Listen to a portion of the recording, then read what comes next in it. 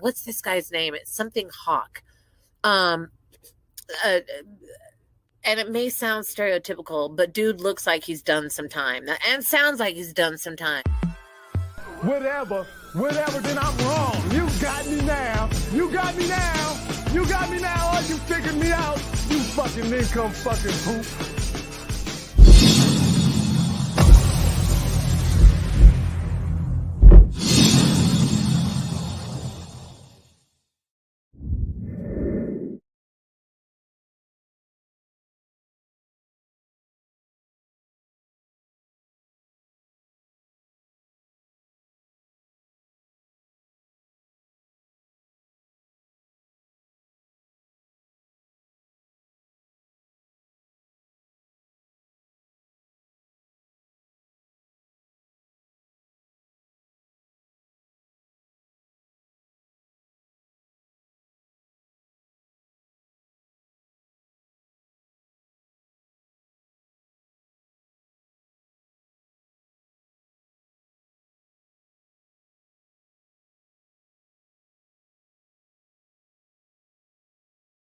Hawk School for the Gifted and Elect, you already know what it is.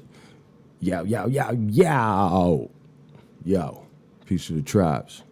Let me get some bows and arrows in the chat if you can hear me loud and clear. Let me see.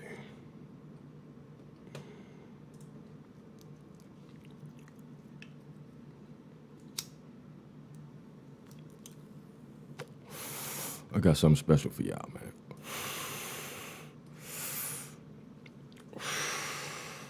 Okay, we loud and clear. Low key, man, wasn't ready, you know. Ab Power. Shout out to my brother, Big Aboriginal Power, man. Subscribe to his channel if you haven't. He said I was going live, so, you know, I ain't gonna let my nigga be no lie. But, you know, it's a never-ending thing over here. This is gonna be quite interesting.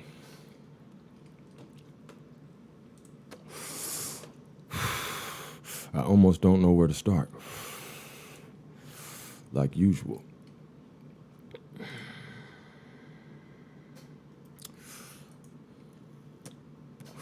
I got some special shit lined up for y'all, man. You know, we're gonna drop these jewels, man, show and prove. You know what I'm talking about? You already know it's you live with the Republic of Atlantis. You know what I'm saying? Where do we start? Where my notes at, man? I've been, you know, like I say, man, I strive to, you know, make this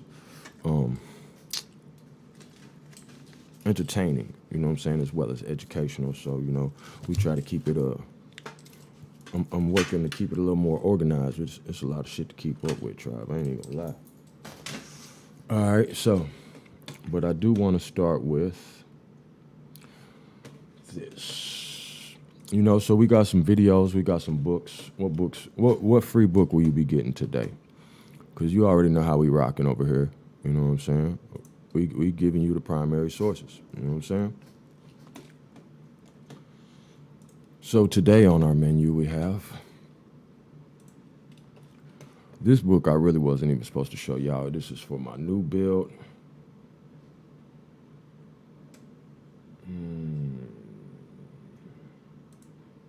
Today we'll be reading from Assignment with Destiny. Where else? We'll also be reading from... Oh, yeah, we'll get to that. We'll get to that.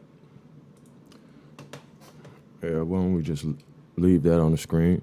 And, hold on one sec. We're going to give some people a little chance to get in here. I'm going to let you just marinate on that in just a sec. Where my shit at, man? Oh, this is going to be a good one, y'all. You're going to want to miss this, man. You're going to learn a lot. You know what I'm saying? That's why I really want to give people an opportunity to get in here, whoever going to get in here. But you already know this is goddamn the honor program. You know what I'm saying? So, and I had to unblock my nigga DJ ZPE. Shout out DJ ZPE. I hope you find your way back in. I unblocked some other people. We ain't gonna block nobody, man, unless it's some of that old porno shit, and then just report them. Don't even block them because they'll just keep coming back. But we ain't blocking nobody. Let them niggas rattle off. You know what I'm saying? You put them bitch ass niggas on timeout, put a dunce hat on their ass.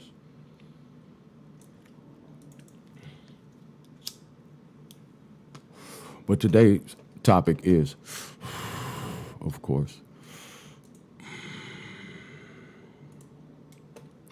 New Atlantis, America's Assignment with Destiny. See, y'all nigga be talking, but a lot of these nigga, y'all still reading the books that the goddamn motherfucking Freemason librarian got you, nigga. I'm over here, you know what I'm saying, what the aliens say on the movie, Take Me to Your Leader. I don't want to know what the fuck they got to say. What your homeboy say? What your boss say, man? Go get your boss, man. Go get the manager. So we got the manager's books. You know what I'm saying? What we doing? They charge Jesus with sedition. I'm gonna let this marinate. They said he was against Caesar. They said he was discriminating because he told his disciples, go not the way of the Gentiles, but rather go through the lost sheep. He discriminated. Don't go near the Gentiles, go to the lost sheep. Go to the oppressed. That's right, that's right, that's right. Ride, ride, ride, ride, ride, ride, ride, ride, ride, ride, ride. Look me by when you see me ride. Don't you see me switching lanes? Bitch ass niggas switch sides. Don't hate the riders, hate the game. Don't hate the riders, don't hate the riders, don't hate the riders, don't hate me, man. Don't hate ass niggas switching sides. Don't you see me switching lanes? Let me by when you see me ride. Don't you see me switching lanes? Bitch ass niggas switching sides. Don't hate the riders, hate the game. Don't hate the riders, don't hate the riders, don't hate the riders, don't hate me, man. Don't hate ass niggas switching sides. Don't you see me switching lanes? This king shit, fuck change, man. Give me gold bars and gold crowns. If a pimp suck these hoes down, housewives turn porn star. These hoes go too far. I'm guru, this gangsta. St. Louis don't fight fair. Put bullet holes in your paint job. Fake hoes get exposed. Eat bitch niggas like takeout. Hate the game, don't hate the riders. They watch us like a stakeout. Lurking on my Instagram. Is that what all that hate about?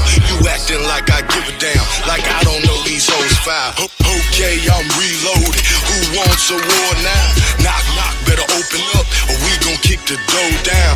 Pine lines stay soldiered up, nigga, you can ask the whole town. I walk on water like Black Jesus, it's rider season. Let me by when you see me ride. Don't you see me switching lanes? Bitch ass niggas switch sides. Don't hate the riders, hate the game. Don't hate the riders, don't hate the riders, don't hate the riders, don't hate me, man. Don't hate ass niggas switching sides. Don't you see me switching lanes? Let me by when you see me ride. Don't you see me switching lanes? Bitch ass niggas switching sides. Don't hate the riders, hate the game. Don't hate the riders, don't hate the riders, don't hate the riders, don't hate me, man. Don't hate ass niggas switching sides. Don't you see me switching lanes? I'm 100 in any lane, like the neurosurgeon get plenty brain. I'm plenty high, you know how we ride.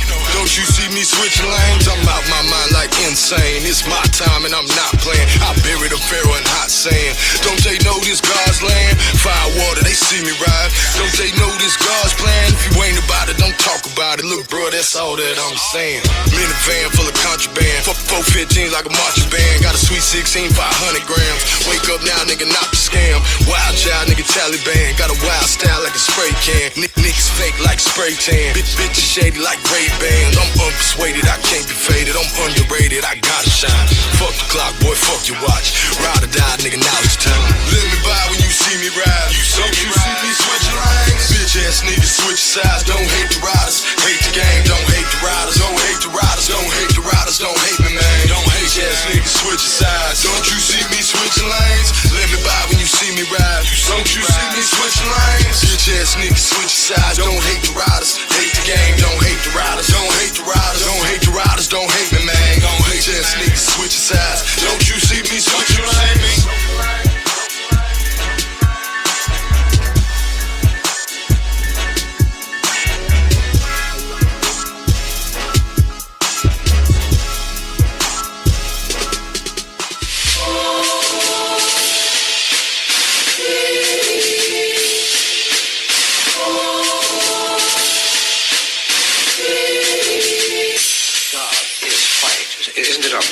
Well, that is obvious, but we don't know if it's obvious that God is white. The Honorable Elijah Muhammad teaches us that Jesus did not have blonde hair and blue eyes. The Honorable Elijah Muhammad teaches us that the images of Jesus that are on prison walls and churches throughout the world are not historically correct, because history teaches us that Jesus was born in a region where the people had color. There's proof in the very Bible that you asked us to read in Revelations 1st chapter, verse 14 and 15, that Jesus had hair like wool and feet the color.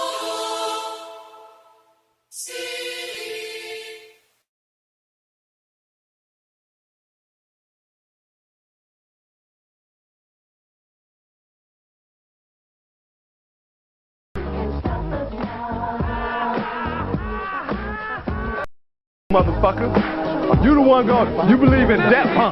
Goddamn murderer! Crucify my blessed brother, but when I find them, I'm gonna get them, motherfucker. Modern-day states of Utah, Colorado, New Mexico, and Arizona. These primitive humans were chosen as vessels of consciousness by spiritual entities, and a rapid evolution of human consciousness and intelligence began to take place. In separate readings from the ones highlighted here, Casey outlines the history of the Four Corners in greater detail, explaining that the Pueblo cultures of the American Southwest started around 50,000 BC, after people from the South Seas began to migrate to the areas. He went on to state that around 28,000 BC, some groups from Atlantis began to settle in the modern-day state of Colorado, adding to the mixtures of migration groups coming to the areas. Around the year 10,500 BC, there were two continents in existence that no longer exist today: Mu, or Lemuria, in the Pacific Ocean, and Atlantis in the Atlantic Ocean. Each continent had high forms of civilization and had rebuilt their empires from previous cataclysms that had all but wiped out their societies. The final cataclysmic events were about to wipe out each other's continents for good around 12,000 years ago, and two of the high priestess of Atlantis named Iltar and Atlan set off to find appropriate places to house the Atlantean Hall of Records, as well as establish a new society. Iltar and his followers arrived in Central America, which was more temperate at the time, and began to construct temples and settlements in the region. Iltar and his followers worshipped one god and were what Casey called the children of the law of one. They did not perform human sacrifices, but instead sacrificed their weakness in an... Okay, let me give you a little background. So, my premise is all these motherfuckers... Let me make sure you hear me loud and clear. Let me get some bows and arrows in the chat, man. I need to turn this motherfucker up. Let me get... Tribe. Hey, man. Okay. Peace to the tribes. So, my premise is that all these motherfuckers who act like they know secrets throughout this recent history are just motherfuckers who have access to these, to our documents, our books, you know what I'm saying, our tablets, our motherfucking gold plates, all this shit is ours, all right? And so they'll come out and they'll make it like they so motherfucking woke, you know what I'm saying? When really they just been at they secret meetings, goddamn soaking up all our game. So, stay with me. You know, I ain't gonna lead you nowhere but to the motherfucking, to the temple, to the goddamn capital city of Atlantis. Attempt to become stronger spiritually by using magnetic stones which evoked the spiritual influence. Cataclysmic. And you know I'm the Rewind King. So I'm gonna bring this back. Pay attention, because I work to hopefully put all this into an order that is all gonna add up and make sense. If you're not up to speed with the last live, then you know that's a horrible thing. You know what I'm saying? You got a lot of catching up to do. But like always, I aim to put the video, put the live stream together in a way that you'll be able to grasp the subject matter if you just stay with the group. That's all you got to do. And everybody be peaceful in the chat. It ain't nothing but love, unity. You know what I'm saying? We finna get off all this bullshit. If motherfucker coming with that negativity, you already know what it is. Tomahawk season. You know what I'm saying? Put a dunce hat on them. Let them know if they coming over here with that weirdo shit. Hey man, this a nigga, he lost. He's a dunce. So he's on timeout. We ain't gonna block you. You come on back to school, nigga. You just got timed out. Events were about to wipe out each other's continents for good around 12,000 years ago, and two of the high priestess of Atlantis named Iltar and Atlan set off to find appropriate places to house the Atlantean Hall of Records, as well as establish a new society. Iltar and his followers arrived in Central America, which was more temperate at the time, and began to construct temples and settlements in the region. Iltar and his followers worshipped one god and were what Casey called the children of the law of one. They did not perform human sacrifices, but instead sacrificed their weakness in an attempt to become stronger spiritually by using magnetic stones which evoked the spiritual influences of the one source. After generations started to pass, and Iltar's original temples began to crumble, and the land and environment changed, new constructions were eventually built on top. As the two continents of Lemuria and Atlantis began to face their final destruction and sink below into the sea, a large mix of refugees from the two lands began to settle and build in the Yucatán, central Mexico, southern California, Arizona, and New Mexico. The story continues around 3000 BC. Remnants of the lost tribes of Israel made their way to the southern part of the modern-day United States, where they created establishments before eventually migrating south to the Yucatán. The descendants from the lost tribes spread throughout the region and into central Mexico, heavily influencing the cultures that existed prior to their arrival. Casey states that some of this influence was good and some was bad. As time passed, the styles of worship and spirituality began to change into a more self-gratifying worship of the idol Baal, using the same power and method. Wasn't there also... I didn't mean to do that. Now, okay, so now you hear the hijack.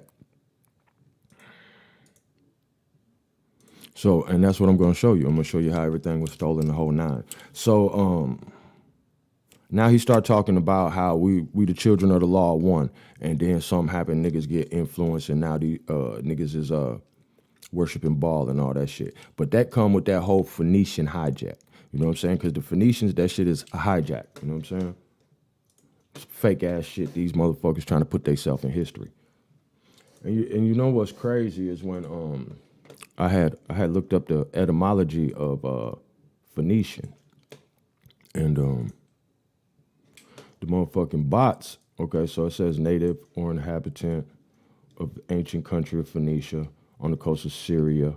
All right, Latin word from Greek. Phoenicia includes its colony Carthage. All right, so you know that's niggas if y'all don't know. But this was very interesting to me, and we'll get to it. So it says compare Phoenix. Right, and you know what? Damn, do I have that photo on here still on my computer? Let me look and see. Let me see. Where's that picture at, man? I need this photo. Oh, here it go. See, and that's why, bro, like, don't argue with these niggas, man. These niggas be dumb, bro. They ain't study shit. All right, so it says compare to Phoenix. Let's go back to that. Stay with me. It says compare Phoenix, which seems to be unrelated. All right, this how they talk to each other. You know what I'm saying? Once you a nigga like reading goddamn 100,000 motherfucking pages of this shit, what these motherfuckers be talking about, you get understanding of how they come with shit. All right, so it's clues. You know what I'm saying? So it says compare Phoenix, which seems to be unrelated. All right, and what's even funnier is it says Greek Phoenix.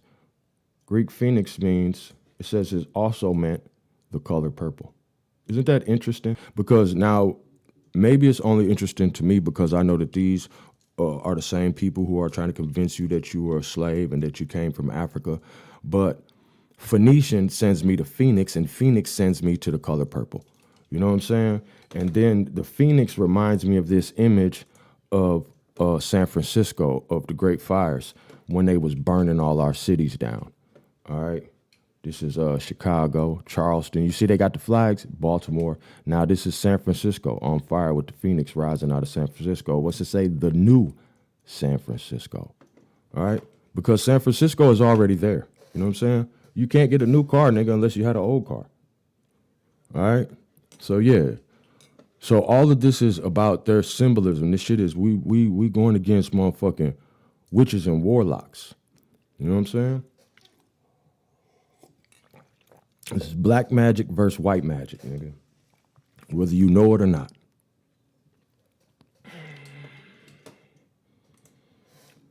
I digress. But there's another clue.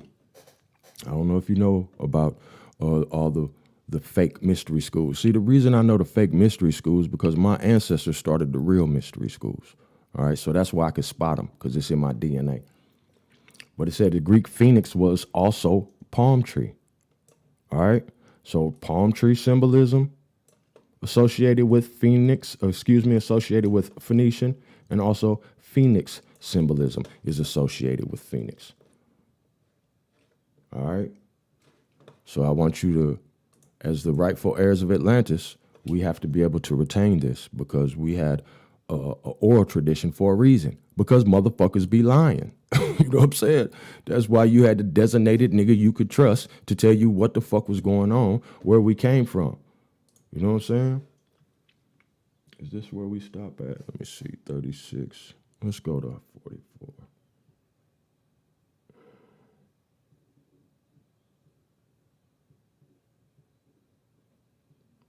And that's why 8,000 years. That's why they want to sing you, that's why they talk all this old Egypt bullshit, all right? The whole point of that is because, how do I put it? Because that's their headquarters. They're stealing from you. And, you know, I just want to say to all these old pro-black ass, African ass niggas, I just want to know why you niggas is worshiping all these light-skinned ass motherfucking pharaohs. Because niggas give me hell online about being light-skinned. So I just want to ask you, my black brother, why is you goddamn sucking all these light-skinned niggas in Africa dick?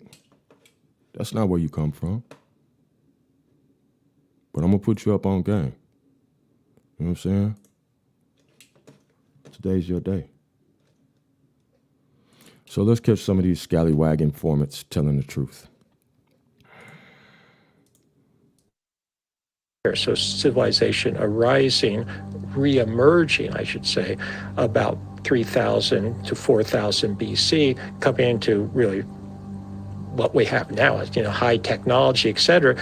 But before that, there had been an earlier cycle of civilization that was essentially snuffed out or brought to its knees, if you would, by the end of the last ice age. I could make a full video about both the Bimini Road and the Giza Hall of Records, and I might just do that someday. But for the remainder of this video, I would like to focus on the Yucatán Hall of Records, where this video started and the entire reason I visited Piedras Negras along the Guatemala and Mexico border. A reading given by Casey in December 1933 gives us specific clues that indicate Piedras Negras houses the Atlantean Hall of Records. Let's take a closer look at the specific readings regarding the Yucatán, and then I will provide an explanation. As indicated, the records of the manners of construction of same are in 3 places in the earth, as it stands today: in the sunken portions of Atlantis, or Poseidia, where a portion of the temples may yet be discovered under the slime of ages of seawater, near what is now known as Bimini off the coast of Florida, and in the temple records that were in Egypt, where the entity later... Now, I don't know if you saw my last live stream. If you haven't, I'm going to keep on telling you that you sleep. But in that live stream, we actually saw a video where there was a theory of the capital city of Atlantis being in Tampa. And it's very interesting that he mentions, you know, the coast of Florida. But we're gonna get to all that, man. And I don't want to talk too much because I got enough shit here and I got shit to read. So, I digress.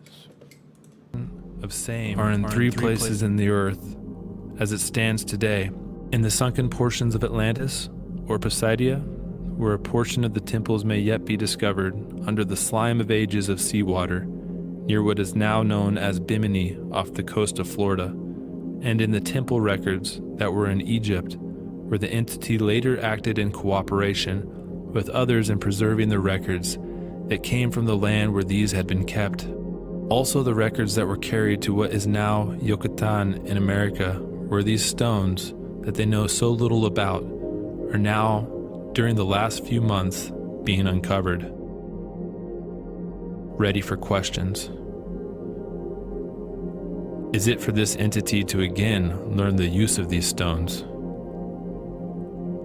When there have come those individuals who will purify themselves in the manner necessary for the gaining of knowledge and the entering into the chambers where these may be found, yes, if the body will purify itself, in 38 it should come about, should the entity or others may be raised. In Yucatán there is the emblem of the same. Let's clarify this, for it may be the more easily found, for they... Hold on, wait a minute. Let me put some Hawk School in it. If you be raised. All right, so the nigga talking in code and talking like he goddamn getting some motherfucking revelation for some motherfucking entity. You can't be talking to nobody but no demon. All right, so he say, lest you be raised. All right, the entity or whatever the fuck. But when he say that, that's a code word, nigga. For unless they put you in the goddamn mystery schools and they tell you these secrets we got. We don't need to be in the mystery schools, nigga. Internet came out, scallywag. The fuck? Stones that they know so little about are now, during the last few months, being uncovered. Ready for questions. Is it for this entity to again learn the use of these stones? When there have come those individuals who will purify themselves in the manner necessary for the gaining of knowledge and the entering into the chambers where these may be found, yes, if the body will purify itself, in 38 it should come about, should the entity or others may be raised. In Yucatán there is the emblem of the same. Let's clarify this, for it may be the more easily found, for they will be brought to this America, these United States. A portion is to be carried, as we find, to the Pennsylvania State Museum. A portion is to be carried to the Washington preservations of such findings, or to Chicago. The stones that are set in front of the temple, between the service temples and the outer court temples, where the priest activities for later there arose. The activities of the Hebrews from this, and the altar that stood before the door of the tabernacle. This altar or stone, then in Yucatán, stands between the activities of the priests. Who is conducting this work in the Yucatán? Would it be sent to any other place than those who were carrying on same? How many facets did the crystals previously referred to have? Would be better were these taken from that pattern of same that will be put into the museum in Pennsylvania. For as given, do not confuse self in the attempt to use something without having prepared self to know what to do with same, and bring unintentionally, as before, destructive forces in the experience of self and those about same. All right, this is white man on white man knowledge. All right, so he telling these motherfuckers, don't go summoning this shit and fucking with these other entities and shit that these niggas already know how to tap into, so-called spirits, or what's the word? The manitos. It's an Indian word for it. You know what I'm saying? Unfortunately, I speak English. You know what I'm saying? But manitos, manitos. You know what I'm saying? I don't know how you say it. I believe that's the plural of it. It looks like it's probably Spanish or some shit. But that's what the other entities are. You know, because we're gonna get into it. I don't know if I'm spoiling my own video, but basically our spiritual system, you see, you said children of the law of one. All right, so we believed in the one overall most high creator, but our concept of quote unquote God wasn't God. You know what I'm saying? Of course, that's a word. That's English. And then Christianity seeks to personify God through Jesus, which even puts him in a smaller box. So we saw God in everything. That's why we were so connected to everything. That's why some of us are still connected to everything. That's why hawks sit on the fence in my backyard, because that's God. No, do I worship hawks? No, nigga, I don't worship hawks. When I see the hawk fly over me, I know that's God, though. You understand? And that's how we were. We didn't worship no trees. We didn't worship no plants. Hey, I just told the aloe vera plant thank you because I needed some goddamn aloe vera for motherfucking ingrown hair, beard problems. You know what I'm saying? But I know that the plant is alive, my nigga. You know what I'm saying? And it has a spirit. And our concept of God was something bigger. But now they done put all this trickery in it, all this witchcraft and black magic shit. That's a whole nother build. And I'll show you how the witches even came from us. You know what I'm saying? And the witches in South America are on the wall. Goddamn me. 1,000-year-old shit, probably older. I just can't remember it because I'm trying to keep track of this shit. But they on the wall with black pointy hats and they're dancing around a huge black man. You know what I'm saying? Now, of course, for the sake of ego, we would love to say, oh, that's us. Of course it's us, but black didn't represent black people. Black represented death. You know what I'm saying? So you got to be careful. You know what I mean? And that's why when we dealing with our people's writings and they say a white man came, they're not talking about no white man. And that's why these white people do like they do with this black and white shit. You think they didn't know that the Indians saw a white man throughout our writings when I studied the shit? A white man is a holy man. You know what I'm saying? So our DNA click with that. You know what I'm saying? And that's how they was making a play on us and trying to make themselves holy. Ain't nobody talking about a white like the color. It was the purity. You know what I'm saying? Like a light. You know what I'm saying? That's not, y'all white, W-I-G-H-T. That's a creature. You gotta be careful with this English language. But let me just, let him talk. How many facets did the crystals previously referred to have? Would be better were these taken from that pattern of same that will be put into the museum in Pennsylvania.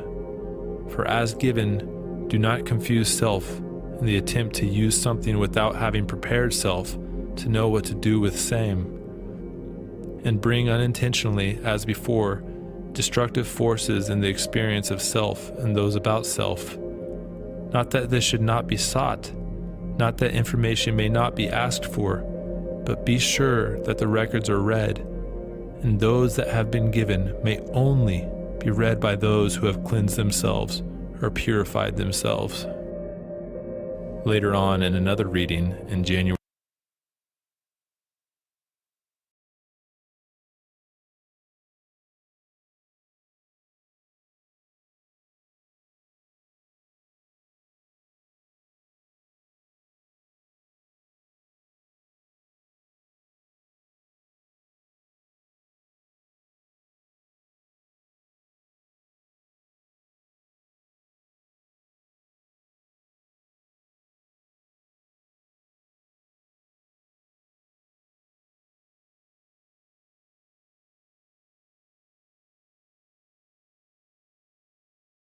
I'm talking like a motherfucker. I'm high, man. You know what I'm saying? The goddamn high. I'm not the most high, but I'm close high. You know what I'm saying? What was I finna tell y'all, man? I was just talking. Let me hear this nigga get bad. Pennsylvania, telling them of the crystals they will uncover in the Yucatán in order that later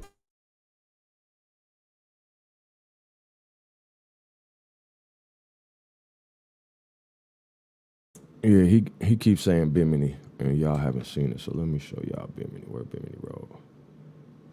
But see, I didn't really want to play this because he get on some old hijacking ass shit because they gonna be on their brotherhood shit and take every motherfucking thing.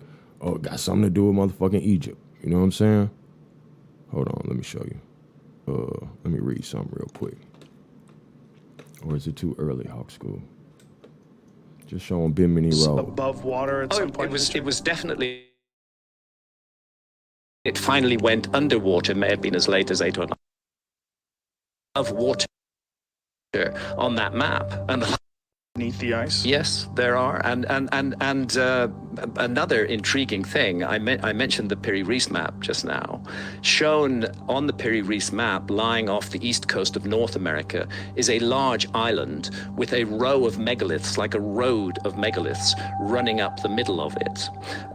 That island is in the exact place of the Grand Bahama Banks. It's great that you can bring this up, Jamie. That's really Amazing. good. So this island is sitting there off the southeast coast of North America. Look at the way they used to draw things back then. All right, we'll let goddamn whatever his name, Joe Blow, goddamn dick suck maps in just a second. All right, this is the area on the map. I just want to make sure everybody is goddamn seeing this. All right, so here's the road right here on the map. And this is off the coast of Florida, all right? So this is all in our section. And what you see running down the middle of it is this road-like feature of megaliths. I'll point them Yes, out again. I see right there. Yeah. These here. Now the thing is, there was a long period of my life when I did a lot of scuba diving, and I was looking at underwater structures. And one of the sites I dived on was the Bimini Road, which is in the Grand Bahama Banks. And the Bimini Road is exactly where that island is. And here's the issue. I don't care whether the Bimini Road is natural or man-made. For me, the mystery is that it is shown above water on that map. And the last time it was above water was thousands and thousands of years ago. So for me, this is all evidence that we shouldn't dismiss the possibility that our ancestors had achieved a level of technology where they could explore and map the world's oceans. We shouldn't dismiss that. We were just look at that. I mean, Yeah. that looks so man-made. And you can see that it's rather like the pattern that's shown on the island in the map. But we think that was above water at some point. It was definitely above water during the last ice age. When it finally went underwater, may have been as late as 8,000 or 9,000 years ago. Is there anything else compelling that's in the immediate area that seems to indicate that there was some sort of a man-made structure? Well, nobody's looked for it. And the whole effort of archaeology has been to dismiss the significance of the Bimini Road. How would they dismiss that? Well, they say they say it's totally natural. Come on, know. is it? Go back to that image again. Listen, but we'll This go is back, the argument. Go back to that image that we just saw. Yeah, Like, are you sure? As somebody who spent a lot of time diving on the Bimini Road, I can tell you I absolutely do not think it's natural. I think it's a... All right, that's enough about that.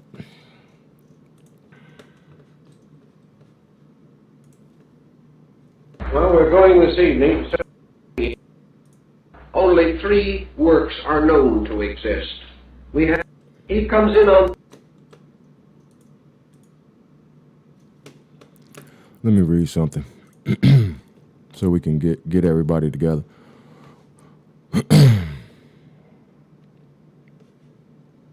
On the last live stream, we heard some reading from the book, and that's, of course, we have it on deck. I don't know if I'm gonna give it to niggas, man. Make niggas go look for it.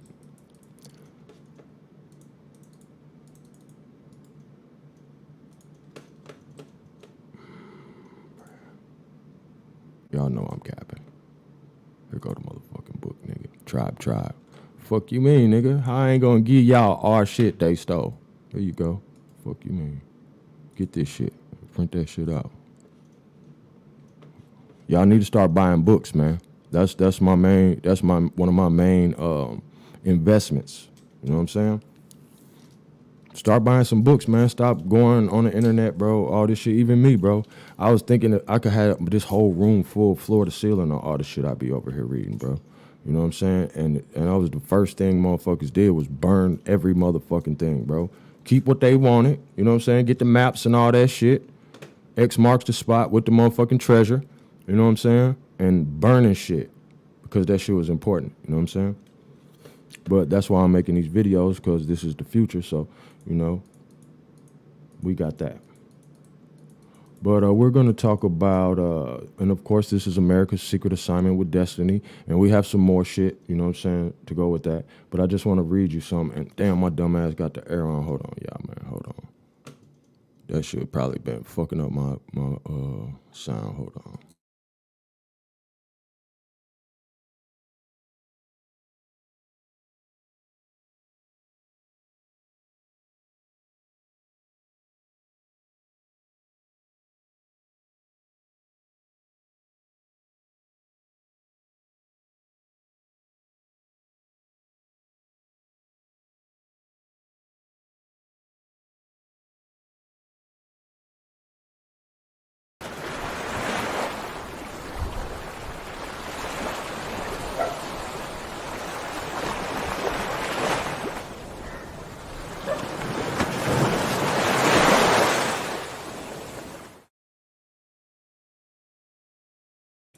Yeah, that boy was on point that time like goddamn news. What the fuck you talking about? All right. Now, this book is important because this is going to give you a little, this is going to tell you what happened. This is the whole shit. If you want to know what the fuck happened, you can't read the regular books. You got to go get the Illuminati's goddamn library. Nigga, fuck you thought. And then niggas say you was reading this and reading. Nigga, this they shit, nigga. This who in charge, stupid. They stole this shit. I ain't even gonna read all that because that's on the other live stream. So you're gonna have to catch up because this really is a review from the last live stream, but I just want to bring it together for everybody because according to what we've been studying lately, the nigga Columbus was sent over here as part of the Brotherhood. All this shit was a motherfucking scam out the motherfucking gate. You know what I'm saying? And I don't want to flood you with no motherfucking videos because, you know, this ain't that. You know what I'm saying? We came here to get the goddamn crack. You know what I mean? So we can go talk our shit.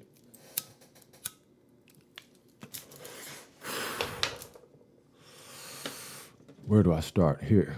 We'll start here.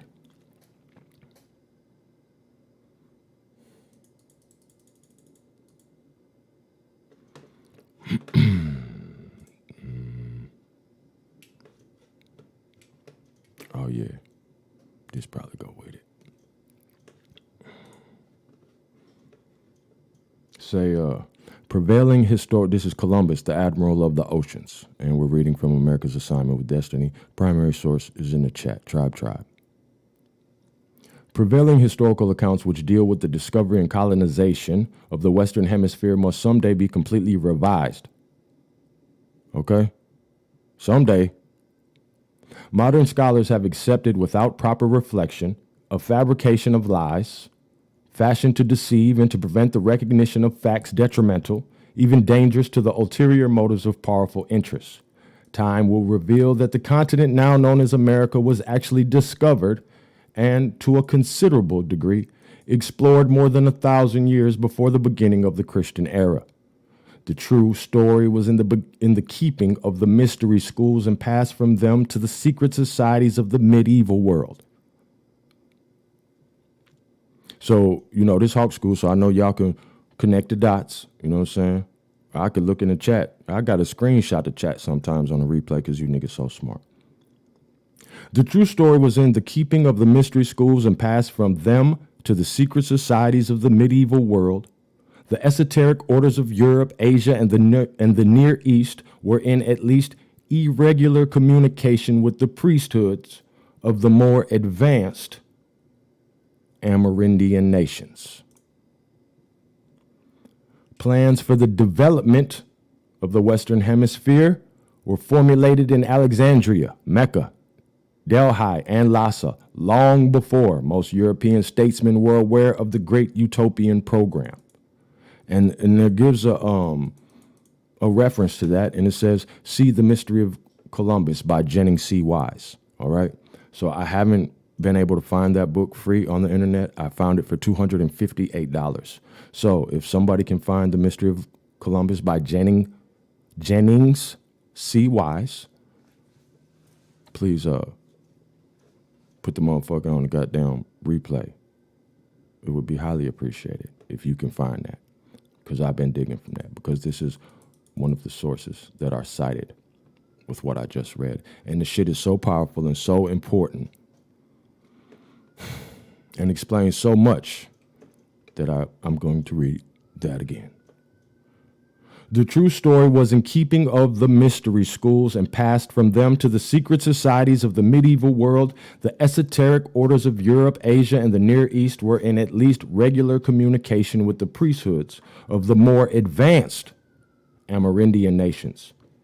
Plans for the development of the Western Hemisphere were formulated in Alexandria, Mecca, Delhi, and Lhasa long before most European statesmen were aware of the great utopian program.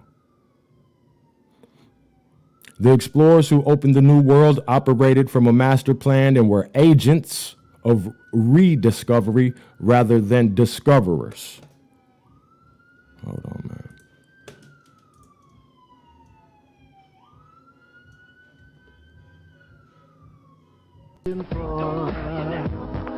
Giving you more of what you hoping for.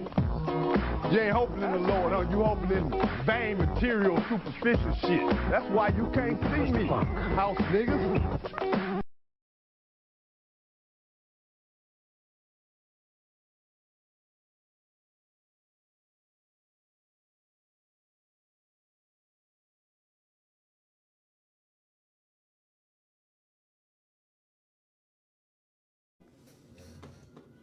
Yeah, so apparently there's a parade going down the street with floats and animal costumes and Little Boosie, Wipe Me Down playing.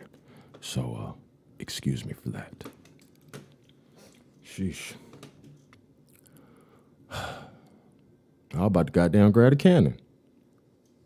Boy, that bitch on deck. I digress.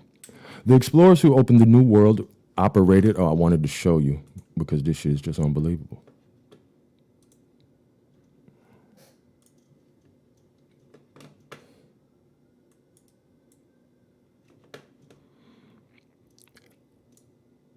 Right here. The explorers who opened the New World operated from a master plan and were agents of rediscovery rather than discoverers. Very little is known about the origins, lives, characters, and policies of these intrepid adventurers. Although they lived in a century amply provided with historians and biographers, these saw fit either to remain silent or to invent plausible accounts without substance. Does it not seem remarkable that no one is certain whether Christopher Columbus was actually an English prince, a Greek nobleman, or a Genoese sea captain? Was he granted arms without any examination into his ancestry? Why is it so difficult to ascertain the real name of the man known as Amerigo Vespucci? Who was John Cabot, whose life and exploits are but fragments rather than the sober records of a distinguished citizen? If these men were what they seemed to be, there could have been no advantage gained by such elaborate concealment. If there were a mystery, that which was hidden must have been regarded as valuable.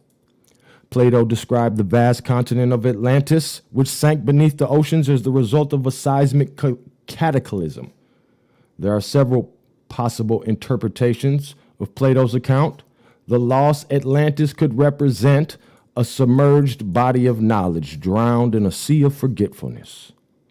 This would explain and justify Bacon's restoration of the fable, which was nothing more than bringing into the light matters long hidden. According to the Critias, the oceans became so agitated and laden with mud and slime that navigation to the west ceased. Sailors feared to go beyond the Pillars of Hercules towards these Hesperic isles sacred to the mysteries.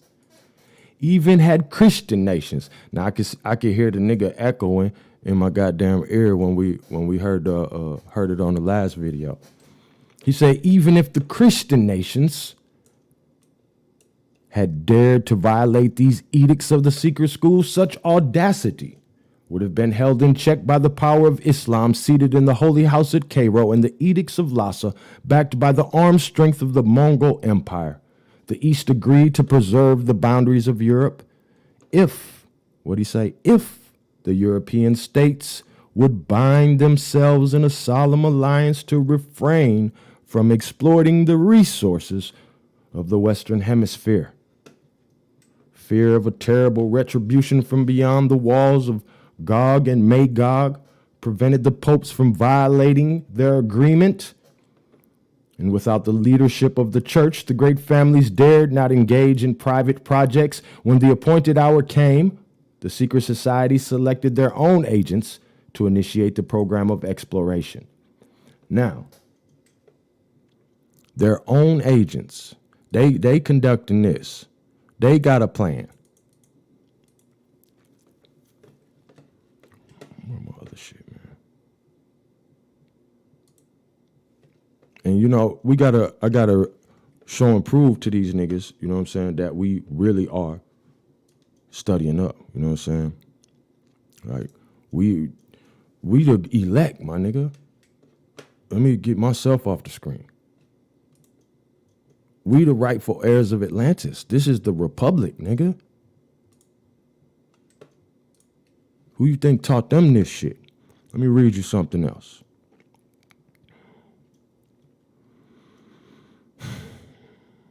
It is a curious fact that almost all histories of the American Revolution ignores its Masonic connections. George Washington himself was a Freemason, healed as an Antient Mason in 1756. All Freemasons should know that the idea of union originated in colonial Freemasonry and was developed and advocated by Freemasons and was realized under their leadership. So I want you niggas to pay attention. You think this shit is okay?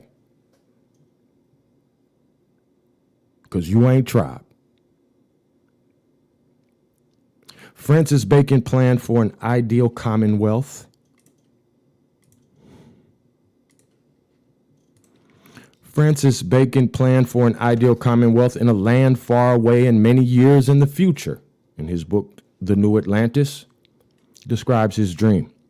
And now this is an excerpt from Francis Bacon, The New Atlantis. All right. This should get me heated. We find that today, wrote the late Virginia Fellows, few know how vital a part Francis Bacon played not only in Newfoundland, but in founding of Jamestown.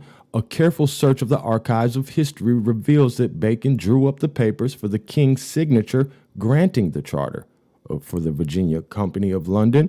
The charter notes author Peter Dawkins contained the beginning of a new system of governance for the colony. Constitutionalism. Now, I ain't even no constitution. Now, this motherfucker done already drew up the goddamn... Hold on. Is you hearing me? Is you hearing me? Ain't no constitution. So this nigga ain't even been here. So what is he talking about? They finna introduce constitutionalism to this motherfucker, and it ain't no constitution. This why I'm telling you niggas, this is a heavyweight plan, because we heavyweights.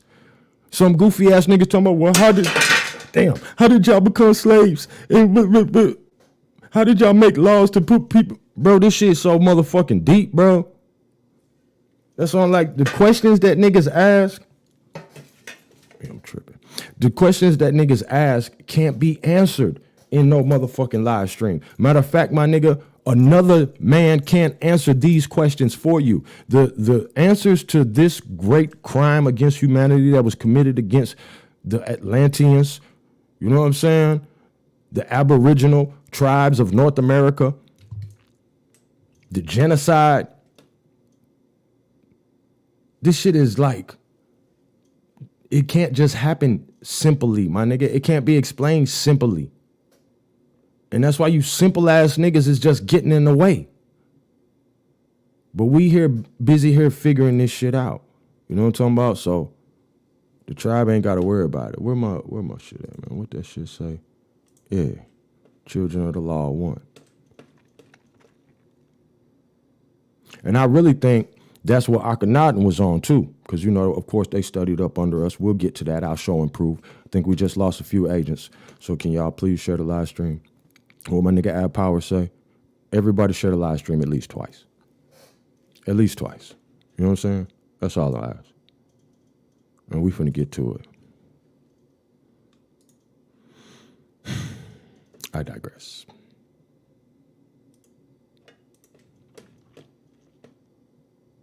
And you know what? Sometimes I need y'all because I didn't even notice that when I read it the first time.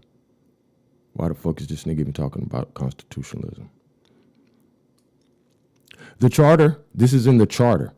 All right. So for all you smart niggas who think we're not the motherfucking elect, go look at the charter. All right. Because in the charter notes, author Peter Dawkins contains the beginning of a new system of governance for the colony, constitutionalism. And two, at the time, Virginia was the name given to a vast span of North America's coast extending even to parts of Canada. Francis Bacon was the guiding light for a secret society honoring Pallas Athena.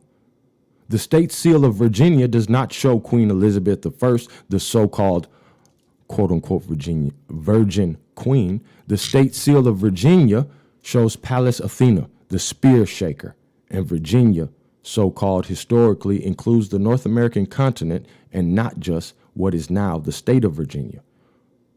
All right. Let's get the seal on the screen. The state seal of Virginia.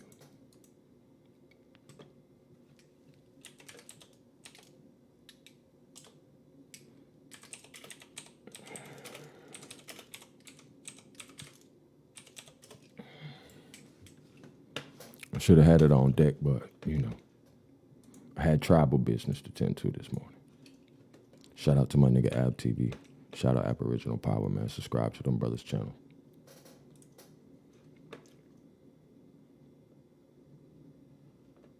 And this is what I got.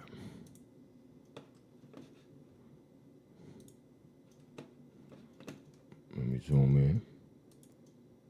Looking real suspect to me, people. I ain't even gonna look up Athena. We already know what that goddess shit look like. This bitch got one titty out. Why did this bitch got one titty out, Virginia? Why y'all got Janet Jackson on the motherfucking state seal? Please tell me. Coat of arms. And what's this say? Sic semper tyrannis.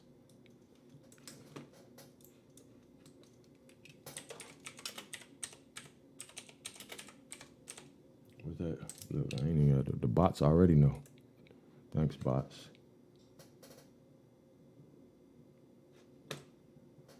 And look, hey, look, y'all. You see how the bots be telling? What we looking at? We looking at some whole other shit. State seal. Related products. Let there be light. Novus Ordo Seclorum. Momente Mori. What the fuck? That ain't what we want to know. The bot's smarter than you, though, nigga. So you see what's coming up? All right. That's a mouthful right there, my nigga. Pause.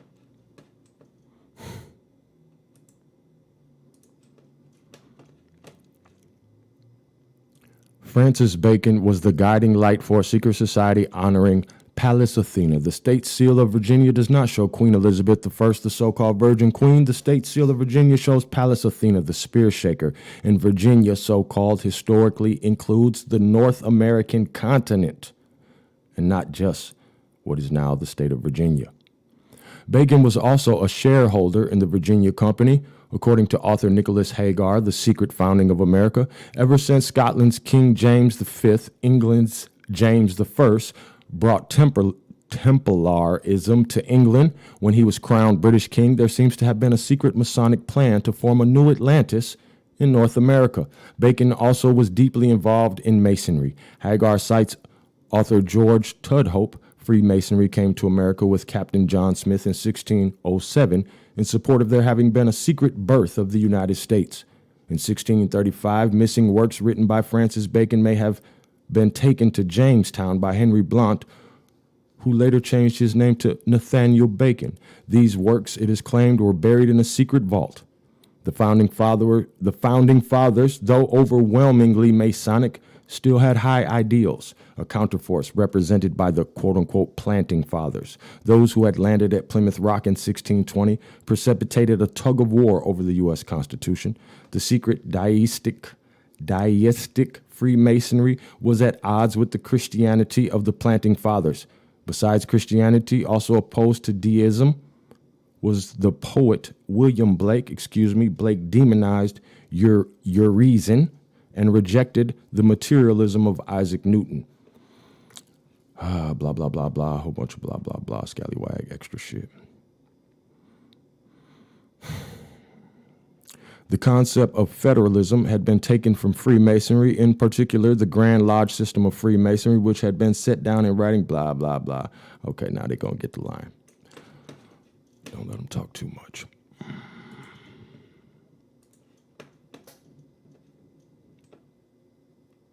Don't let them talk too much.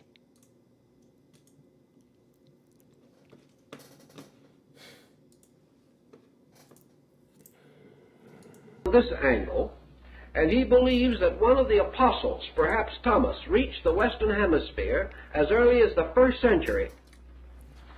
He gives a whole group of analogies.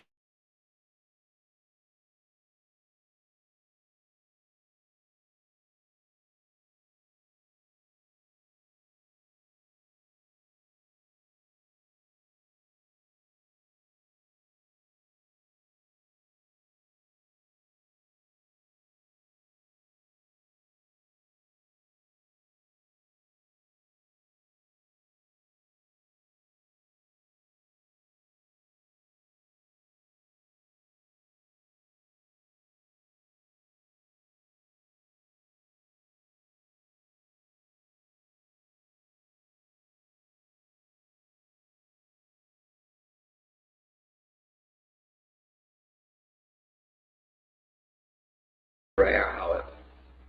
And up to the present time, only 3 works are known to exist. We have one here in our library, which we hope will prove to be the 4th original to exist. Dr. Morley, who was the greatest expert on the subject, passed very favorably on our manuscript. But these manuscripts are extremely rare. They make up the only surviving literature of a great people that had libraries and everything of that nature. There is always, however, in remembering the Dead Sea Scrolls episode, there is always the possibility that more will be found. It was on these codices that attention concerning Atlantis gradually came to be centered by de Bourbourg, Laplongeon, and Louis Spence of the British Museum. These men were all working on this particular theme, and they gave a considerable amount of literary space to it in the course of their lives. This also involved to a degree the thinkings of Ignatius Donnelly, who had already pointed in the direction of this Maya complex as a possible place for the solution of the Atlantic mystery. We told you before that there are certain remnants or relics relating to this subject that seem to have some importance for us. And I wanted to show you 2 of the highly controversial items because perhaps they will be of value. The homeland, or the place from which the Nahuatl people, the people of the Valley of Mexico, this would be in the Aztec area, trace their descent, is a mysterious spot which they call Azeland, or Atzeland. Now, in their language, this word does have certain suggestion of the term Atlantis, Azeland.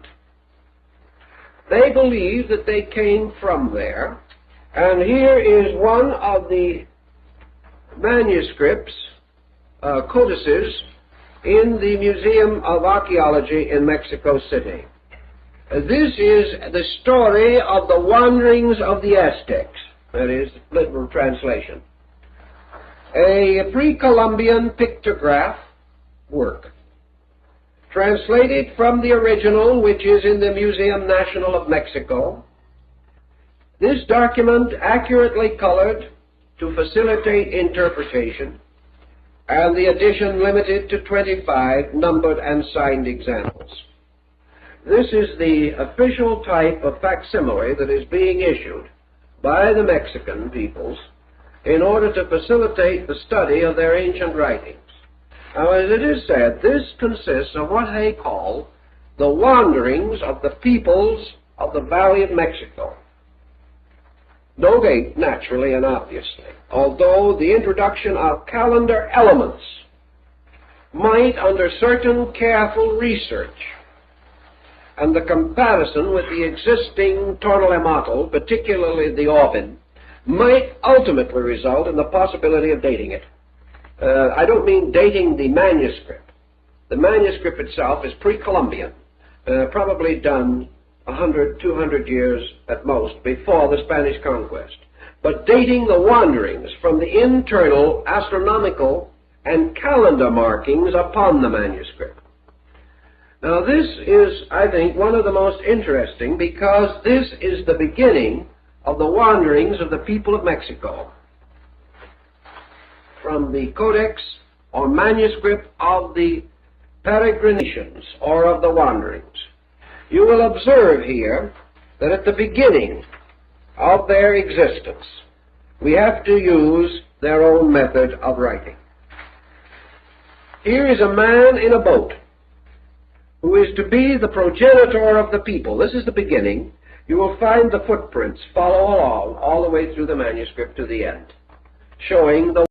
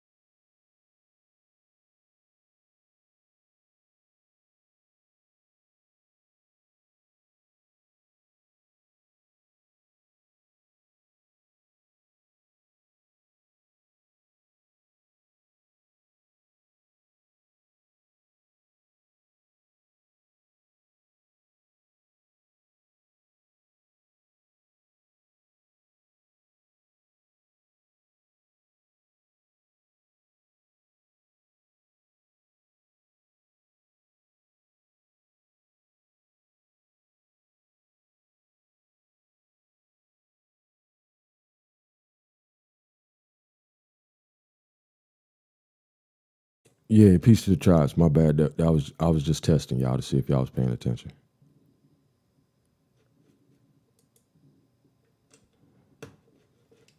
He was getting bored anyway. Don't worry about it. Let's move on. Y'all want to hear that, don't y'all? I forgot that when I put the goddamn slideshow on the screen, that you can't hear it, bro. I forgot, bro.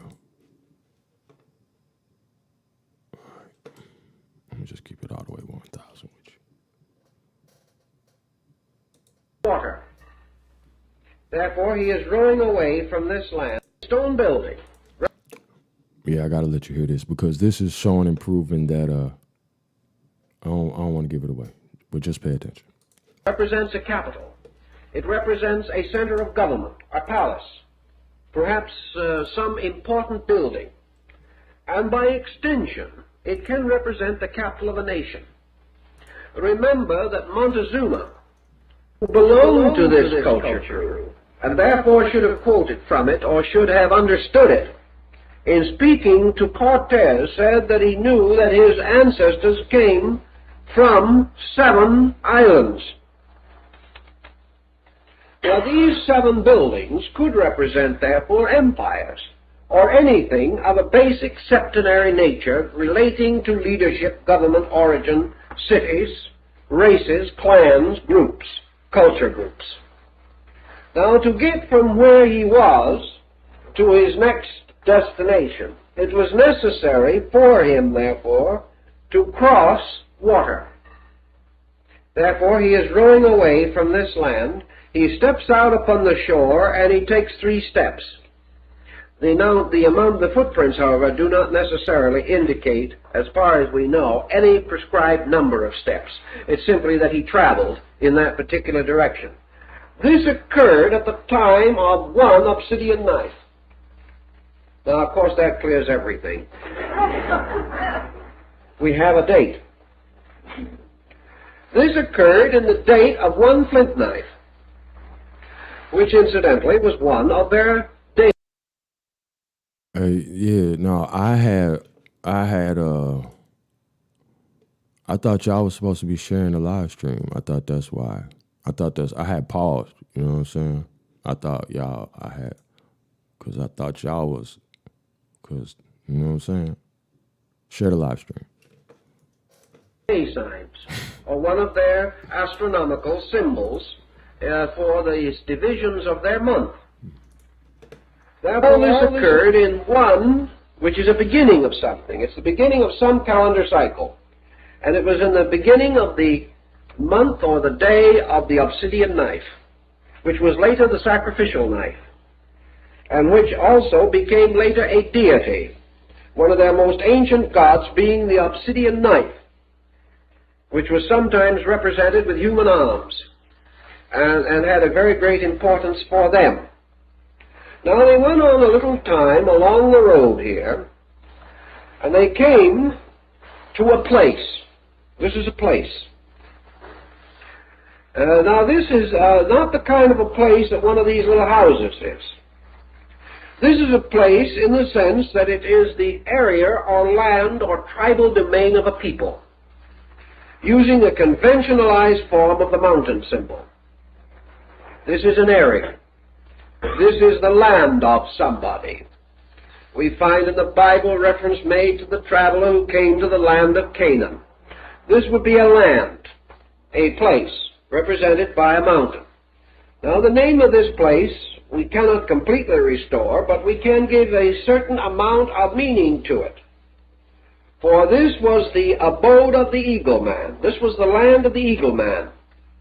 And if you remember in your Mexican history, the eagle man is still one of their most common symbols, a human face coming out of an eagle's mouth. This is represented here. Above this rises the sign of communication, of counsel, of discussion, and of certain treaties, pacifications, and various activities representing by these peculiar smoke signals or signs which rise out of this. And here we also find that they didn't stop, but they went on past this. And then we find the alignment of these peoples. 1, 2, 3, 4, 5, 6, 7, 8. We find 8 peoples now, forming the next act in this drama. We find them with their symbols of their nations and tribes, represented by the glyphs by which their names can be read, and that each one of them spoke, or words come out of his mouth, symbols of breath and air. And then they start out, and 4 of them travel. And these 4 are represented by their names up above, telling who they are and what they are. And this man, this particular person here, was the water or cloud of heaven. This seemingly represented a sieve, the name of the little basket sieve used to sift grain. These were serpent symbols. These were the persons who traveled. This particular person carried an infant. Now they started out, and they went through all the adventures which came in the of their journey and their final establishment in the Valley of Mexico. The point that interests us, we can't begin to go through the whole story. It would be rather meaningless after a certain point because it settles into wars and griefs and troubles. But here is one of the earliest and most traditional forms of the origin of these people. That they came from a land or an island that is gone. That on this island there were 7 temples, or 7 sacred places. This was where their Adam and Eve were placed, where they just came from.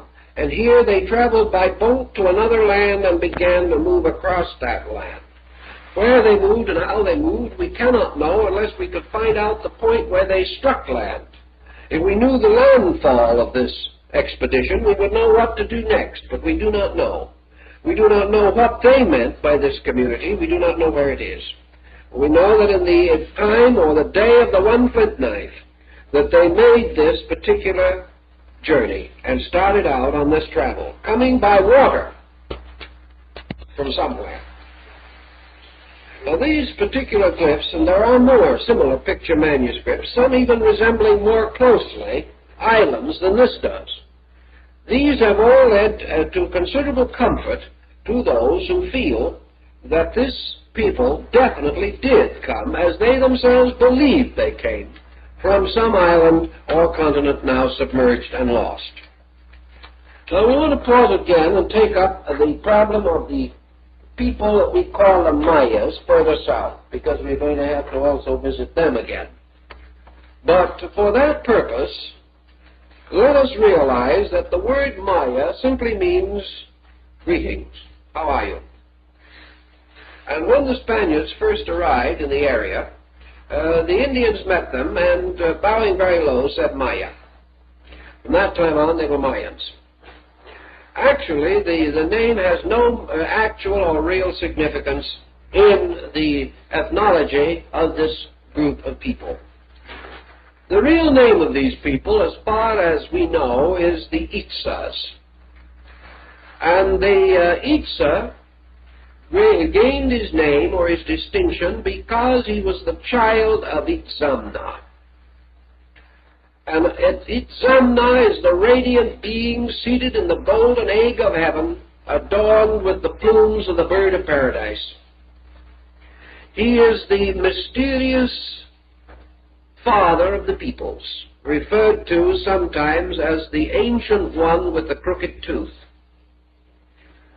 According to the early legends, Itzamna was a patriarch, a very great and wonderful man, and there was a great catastrophe far away across the great water. And Itzamna took a remnant of that people and put them in boats. And he navigated with them, and he carried them, or he guided them across the water, presumably pausing somewhere in the West Indies, and then continuing on to the coast of Mexico or Central America. Where Itzamna originally landed, we do not know. There are several contenders for the distinction of having solved this riddle, but the riddle is not actually solved. Some believe that it was probably in the area of Palenque in southern Mexico. Others believe that it was more likely still further south, either in the peninsula of Yucatan or even south of that. But anyway, he came across from somewhere and was called the father of the Itzes. He was their great god, for he had rescued them from the dangers of Hunapku, the god of waters. And he had saved them and preserved them from the deluge. And in some of their old temples there are actual carvings representing this. Carvings which go so far as to show the land from which he came crumbling into the sea as the result of seismic cataclysms of some kind. People are drowning in the water around the boats, but Itzamna and his chosen people were carried safely across the great deluge and came finally to the shores of the Western Hemisphere. We have no way of dating this, except the possible speculation. We do not have any record in the Western Hemisphere of the older and opening cycles of the Maya calendar. It begins in the 7th cycle on the Western Hemisphere, so far as we know, even in the Old Empire. Therefore, the other 6 cycles may relate to the experiences of these peoples in some other region. The attitude that these were purely mythological cycles, as advanced by Spindon, I do not think is a justifiable one. We mention the fact that of the ancient Maya writings, only 3 are known to exist today that are in common agreement, that experts agree are absolutely genuine. These are the Codex Dresden, which is in Dresden at the present time. The second is the Codex Pires, very fragmentary, which is in the Bibliothèque Nationale in France. And the other is now in 2 sections, but they were originally one book, called the Troano and the Cortesiano, or more correctly, the Tro Cortesiano, which is in Madrid. These represent our knowledge of the ancient literature of the Maya people. In the same unusual service for the Mexican Bureau of Archaeology and Ethnology, these manuscripts have also been reproduced in Mexico, and in this particular case also 25 copies were made. Manuscript of the picture ritual of the Maya, conserved in the Library of Dresden in Germany. This particular copy, these copies were made in 1947. This shows you almost instantly, in comparison to the last one, the difference in the culture platform and the written forms of these people. Let me pause this because I want to make sure you heard him. Dresden, Germany. All right, that's where your shit at, my nigga. He said they made 25 copies. All right, and that's because the reason it's over there in Germany because Hitler had the whole goddamn army looking for shit, looking for our crystals and stones and all this shit. But I was just telling one of my young niggas yesterday when I was tatting him, and we was talking about this shit, and I was building, and I'm telling him about, you know, this black white magic shit, and it's like we just magic, my nigga. You know what I'm saying? Like, if I want something, then, you know what I'm saying, you know how we manifest shit. You know what I'm saying? I'm not saying you just think about it, because we were talking about the power of thought and manifesting and how you got to put in the work. You know what I'm saying? And I'm going to take some wisdom from the Bible, because there's wisdom everywhere in this world.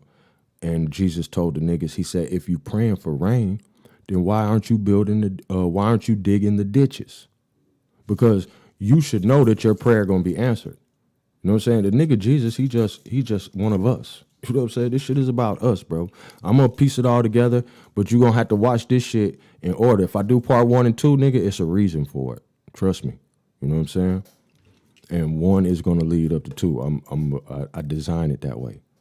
You know what I'm saying? I'm a seed of a supreme architect, my nigga. You know what I'm talking about? So we do shit different, and it's a reason for that. So I'm striving to stick to Atlantis. There's so much shit in the nigga head. I done studied so much new shit. I got so many new bills coming for y'all. But this Atlantis shit, they're a little longer, you know what I'm saying, video-wise. So if you watch the whole thing, I know it's only about 10% of y'all, but only 1% of y'all get notifications. So I appreciate everybody who do tune in. Matter of fact, let me shout y'all out, man. Let y'all know how real I am about this shit. Let me shout out some of the rightful heirs of Atlantis. Oh yeah, where my nigga DJ ZPE? Peace to my motherfucking brother. Let me fix this shit real quick. Yeah, get your tomahawk, chief. I don't know how you got blocked, my nigga. It took me goddamn days to figure that shit out low key. And I seen a whole bunch of motherfuckers blocked. I didn't even know how to do, you know what I'm saying, how to see where they was and none of that shit. I digress. Let me shout out the Republic. Shout out CJ Curlin and this motherfucker, Tom Jones, the God Feather, Tribe, Love Moves. Peace to Alexis LaRue. I hope I said it right. Keith Tolliver, Tribe. The Empress Goddess Namaste. I think I said that right. So is Ron Hubbard a slab because his... Fuck yeah, all them motherfuckers slabs. Look at them dirty, wet, greasy hair looking motherfuckers. You know they slabs.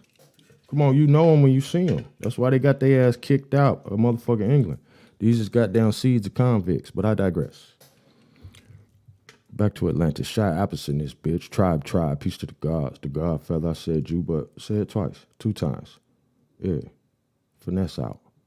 N. Jones, Tribe. Double R, Triple R, or Double R Realized TV. And this bitch, Redskin, Hiya. You know what it is. Trick Bag Shouty, Redskin. Darius Matthews, Truth Over Everything. Patrick Gabriel, Solid World, Dak Hosen. I said that. Gretchen Helm, peace sis. Appreciate everything you do. Tribe. Joshua Stewart, you already know what it is. Dundee Media in here. OCO, Tribe. Carbon Crowns. Yeah, we in this motherfucker, Tribe. The Elect. And we on deck. Yeah, we fixed that shit real quick, DJ. They got us fucked up. I hope y'all got time, man, because today I got time. And I actually, we're gonna let him, this is important. And I try to keep the shit in order. I wrote this shit down and everything, nigga, so trust me on this. Subscribe to the Unconquered Tribe. You are now live with the Incredible Hulk from the Republic of Atlantis. But he talking about the flood story, and I don't want to give certain shit away, so we ain't. This next Codex, it's called Codex number 74 from the Dresden Codex. I got that one, you know what I'm saying? It's prepared, so when he describing it, we'll be able to put it on screen, and we could goddamn do a little, you know what I'm saying, communication as far as, you know, what we think of that. You know, I'll tune in with y'all. We'll check this out. You have manuscripts. Hold on. Yeah, I gotta remember, cause when my slideshow shit, I'm trying to make the shit fly for y'all, you know what I'm saying? But when this motherfucker on, you can't play audio. So for all my niggas who go live and shit, if you got a slideshow, you know what I'm saying, then you could talk over it, but you can't play any other audio, okay? So that's just a little tip from your nigga. Pause. Big bear pause.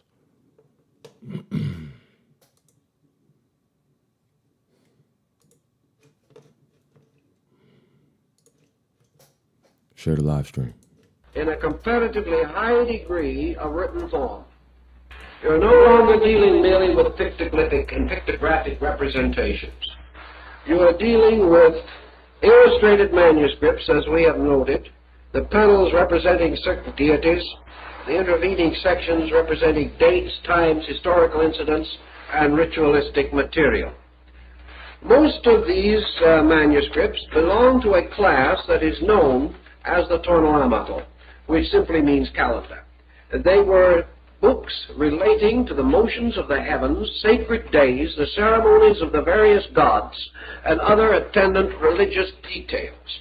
But apparently a number of them did drift along into history, and like your Chinese almanac, which is a good parallel for it, included fragments of information on all useful and useless subjects that came to mind at the moment. This, however, is interesting to us primarily because leaf 74 of the manuscript Dresden, that is the leaf here, the dark leaf with the elaborate illustration, is the leaf hit upon by both de Bourbourg and Le Plongeon and substantiated very strongly by Louis Spence of the British Museum and other modern Americanists as being the representation of the deluge. This is believed to be the Megalithic representation of the sinking of Atlantis. Now, perhaps you may have a little difficulty in recognizing it right off, but I will try to be a little bit helpful.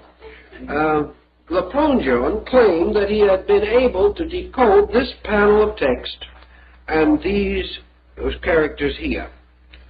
But apart entirely from the decoding, we have certain indications. Here is the sky dragon, or sky serpent, the same one that appears on the calendar stone in Mexico. This is the great coatl, the serpent. On the back, in the form of the scales, are constellational symbols used to represent star groups, planets, and sidereal phenomena. They are trying to tell us here that something happened under this combination of planets, or signs of the heavens. And they have inscribed it, as the Aztecs did later, upon the coils of the serpent of heaven. You will notice that out of the mouth of the great serpent there pours a stream of water. This is the Maya water symbol. A great stream of water is pouring out. In other words, the sky or heavens have opened and dumped a deluge or a mass of water. Great storm would be the least you could say for it. Now, in addition to being a great storm in this case, we have a strange figure here. You see, this storm of water is coming not only from the mouth of the dragon or serpent, but also coming from certain of the constellational symbols on its body. There's a great flowing downward. This blue with dots in it is water. Here also we find a strange person that Le Plongeon and others believe represented the Earth Mother. And she also has a bucket or bowl of water overturned, which is continually pouring more water. In other words, the water is flowing from everywhere downward onto this, into this sea. Below is another figure, the god of death. He is arrayed in his proper and typical form, and he is dancing upon the earth. He carries in his hand the great ceremonial atlatls and the throwing stick, the sign similar to the thunderbolts of Zeus in meaning, the symbols of his weapons and adornment. He is painted black to symbolize death. Therefore the heavens open, the earth mother's fountains have been loosened, and death dances upon the earth. And in comparison to their usual use of symbolism, this heroic representation, because they have many lesser symbols of storms and things of that nature, and coming as it does at the close of a cycle, as represented by the manuscript, nearly all persons interested in the Atlantic theory have come to the conclusion that this was their effort to represent the universal deluge, and that from this point on, you have an entirely new way of life represented in the adventures and migrations of these people. Now let's just take a moment to pause this.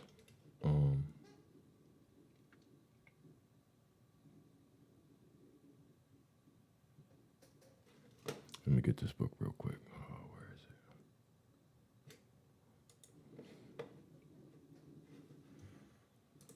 Peace to the tribes, man. Appreciate y'all for tuning in. Subscribe to the Unconquered Tribe. They tried to bury us. They didn't know we were seeds.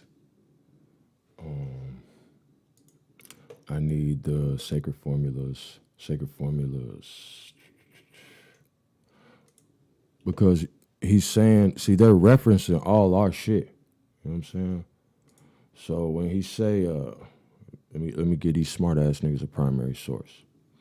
Cause see, I don't just be believing motherfuckers. And that's why the shit that I play you know what I'm saying? I make sure these niggas right. You know what I'm saying? Or I at least, know what they coming with so that I'll be able to correct them with the goddamn hawk filter. You know what I'm saying? You gotta fly a little higher sometimes.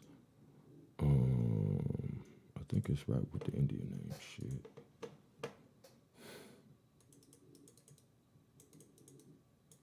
Language of the formulas.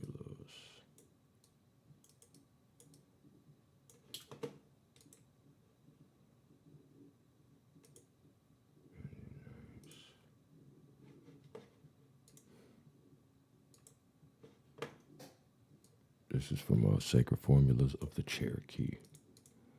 And you should have that book already, tribe. Let me know in the chat if you don't have this. Sacred Formulas of the Cherokee by James Mooney. Some more of our shit stolen. But it's in here and it references the colors, how the Indians see the colors. And I don't want to go backwards. But I was noticing a lot of different shit on that Codex. But I do want to bring this to y'all attention because they want to make everything seem like, you know what I'm saying, this shit don't come from us. I'm talking about everything. So I noticed when I was looking at this that there's she got a whole goddamn crossbones on her motherfucking apron. And he talking about the Earth Mother and shit. I'm not absolutely sure this is the Earth Mother, but I don't know, you know what I'm saying? Like, that's his interpretation. But you can see the water. And they do be having information, you know what I'm saying? So you got to do more research, but I provided you, what you need to be able to do that research. So,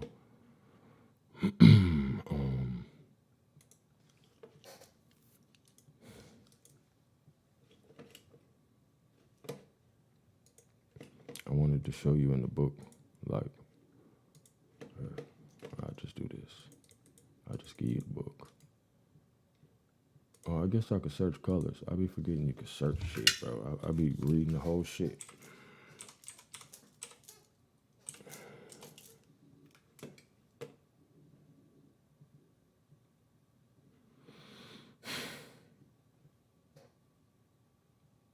Yeah, this is it right here, 342. All right. It's actually review, but so color symbolism, you know what I'm saying? The symbolic color system of the Cherokees, which will be explained more fully in connection with the formulas, is as follows. East equals red, success, triumph. North equals blue, defeat, trouble. West equals black, death. South equals white, peace, happiness. Isn't that interesting? This is South, y'all. All right. Above, brown, unascertained, but propitious. Yellow, about the same as blue. There's a great diversity in the color systems of the various tribes, both as to location and significance of the colors, but for obvious reasons, black was generally taken. And then this honky, I said it. If the moccasin motherfucking fits, you scallywag, put some shoes on. But for obvious reasons, black was generally taken as the symbol of death, while white and red signified, respectively, peace and war. All right, and so they've came across our cities, towns and shit in this motherfucker that actually the bricks and shit, all the buildings was red. And these clampers didn't know, because that wasn't what they were studying. They wasn't piecing it together. But the reason it was red, because those were red towns. Those were war towns, you know what I'm saying?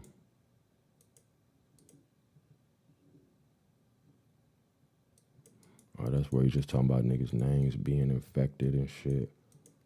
So yeah, that shit powerful, you know what I'm saying, actually. But I'm getting off topic.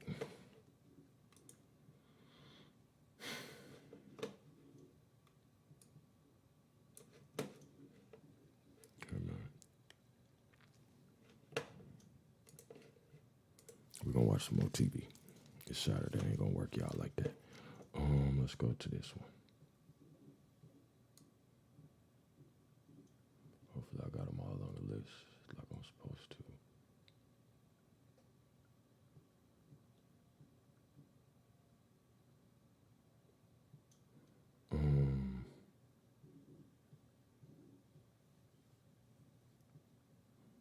Where's that at? How to West.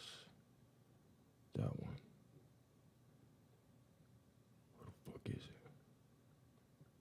Bear with me, man. Here it go.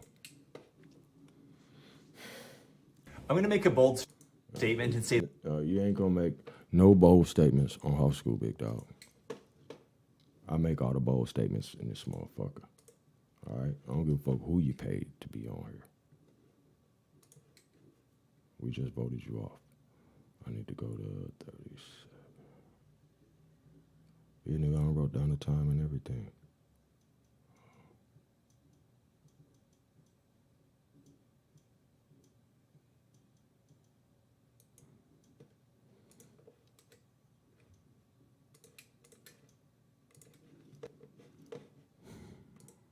Piece of the tribe, shared it live. Down, they set fire to all of the corn. They destroy anything that is edible.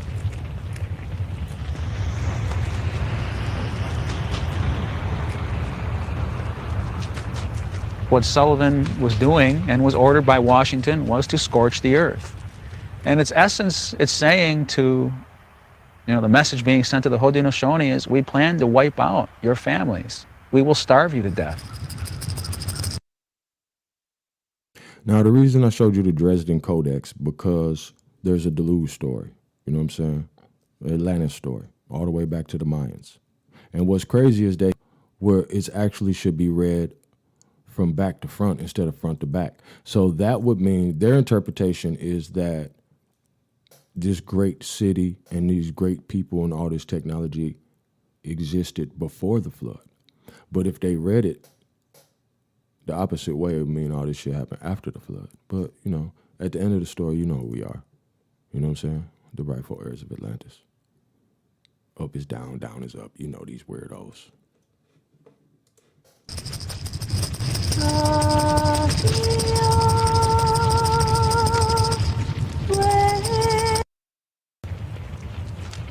They kill whomever they find in their path, and they burn the houses to the ground. They cut the corn down. They set fire to all of the corn. They destroy anything that is edible.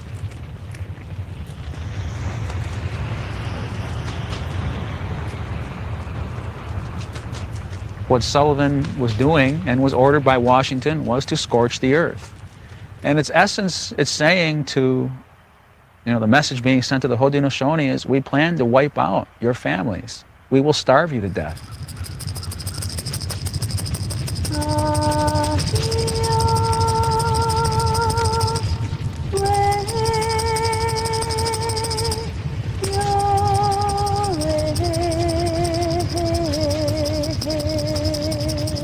Mary Jamison, the adopted white sister of the Senecas, watches in horror. A part of our corn they burnt and threw the remainder into the river.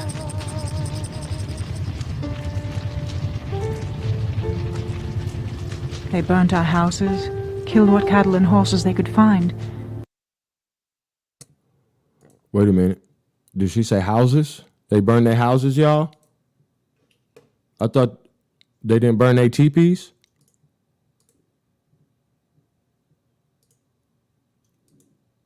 They burned their houses?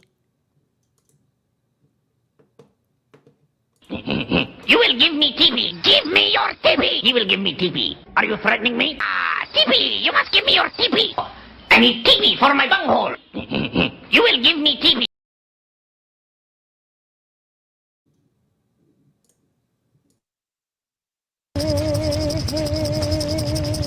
Mary Jamison, The adopted white sister of the Senecas watches in horror. A part of our corn they burnt and threw the remainder into the river.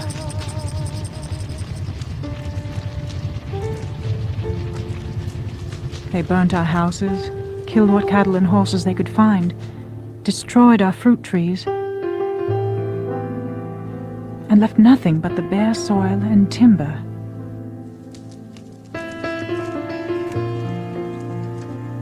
And this is where, to me, must have been the lowest period in our history, where we were reduced to starvation. To think of these proud people who had 100-acre, 200-acre cornfields and 1,500 fruit trees were now, in just the space of a month or two of Sullivan, were destitute. Proud people who had 100-acre, 200-acre cornfields and 1,500 fruit trees were now, in just the space of a month or two of Sullivan, were destitute.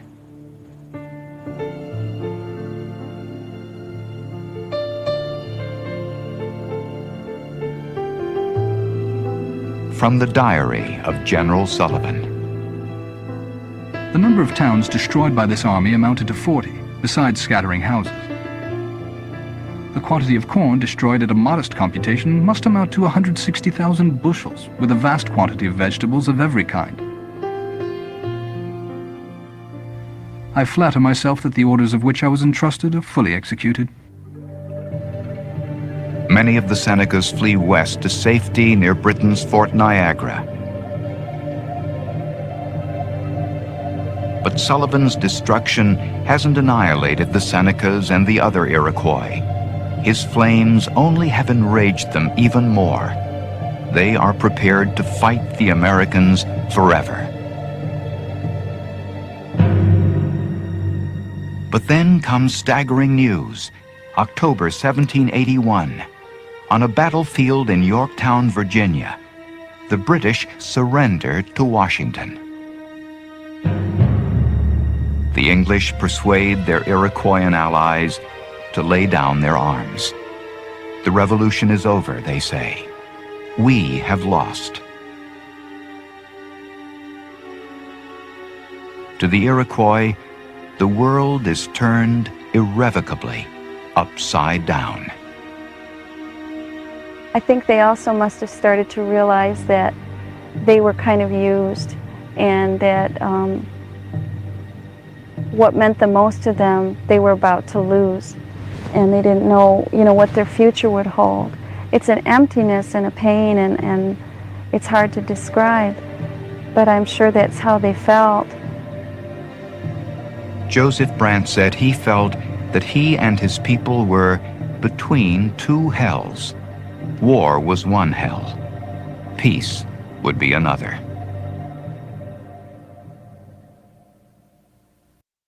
Want to have a side hustle bringing you an additional income? Nigga, you want to sell some crack for me in St. Louis? The fuck is you talking about? Stream, but fuck out of here. Fuck off my live stream, dog. Fuck wrong with you, man?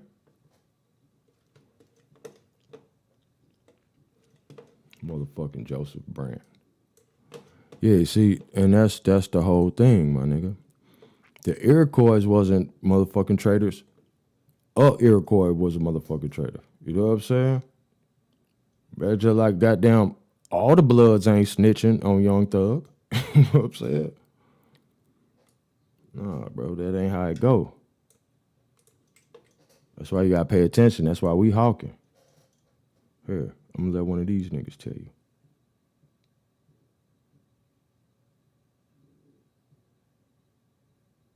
We're gonna get to it. Because what we talking about. New Atlantis, America's Secret Assignment with Destiny.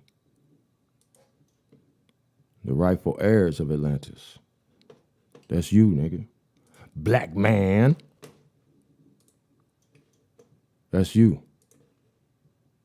I know what the fuck I'm talking about. Motherfucker, ain't no corrupt communication came out of my mouth. You know what the corrupt communication is? That's when you talk about the devil. He the devil. Your motherfucking communication is corrupted.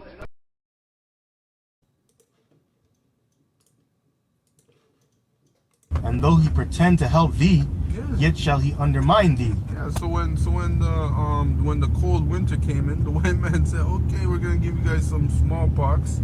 I mean some blankets, and then it has smallpox rolled up in it. Alright? So he's right there at first. You think the white man's so good. Oh, he helped us, so let's trade with him, you know? And then what? He fucked you up, just like he fucked you up in FEMA. And that's going for you Negroes, you Judites, all right, you American Negroes. All right, keep going. He will shake his head and clap his hands and whisper much and change his countenance. Yeah. And that's it. I have a precept. That's the so-called white man. Yeah, bring it on. This is book of Psalms 55 and 20. He had put forth his hands against such as be at peace with them.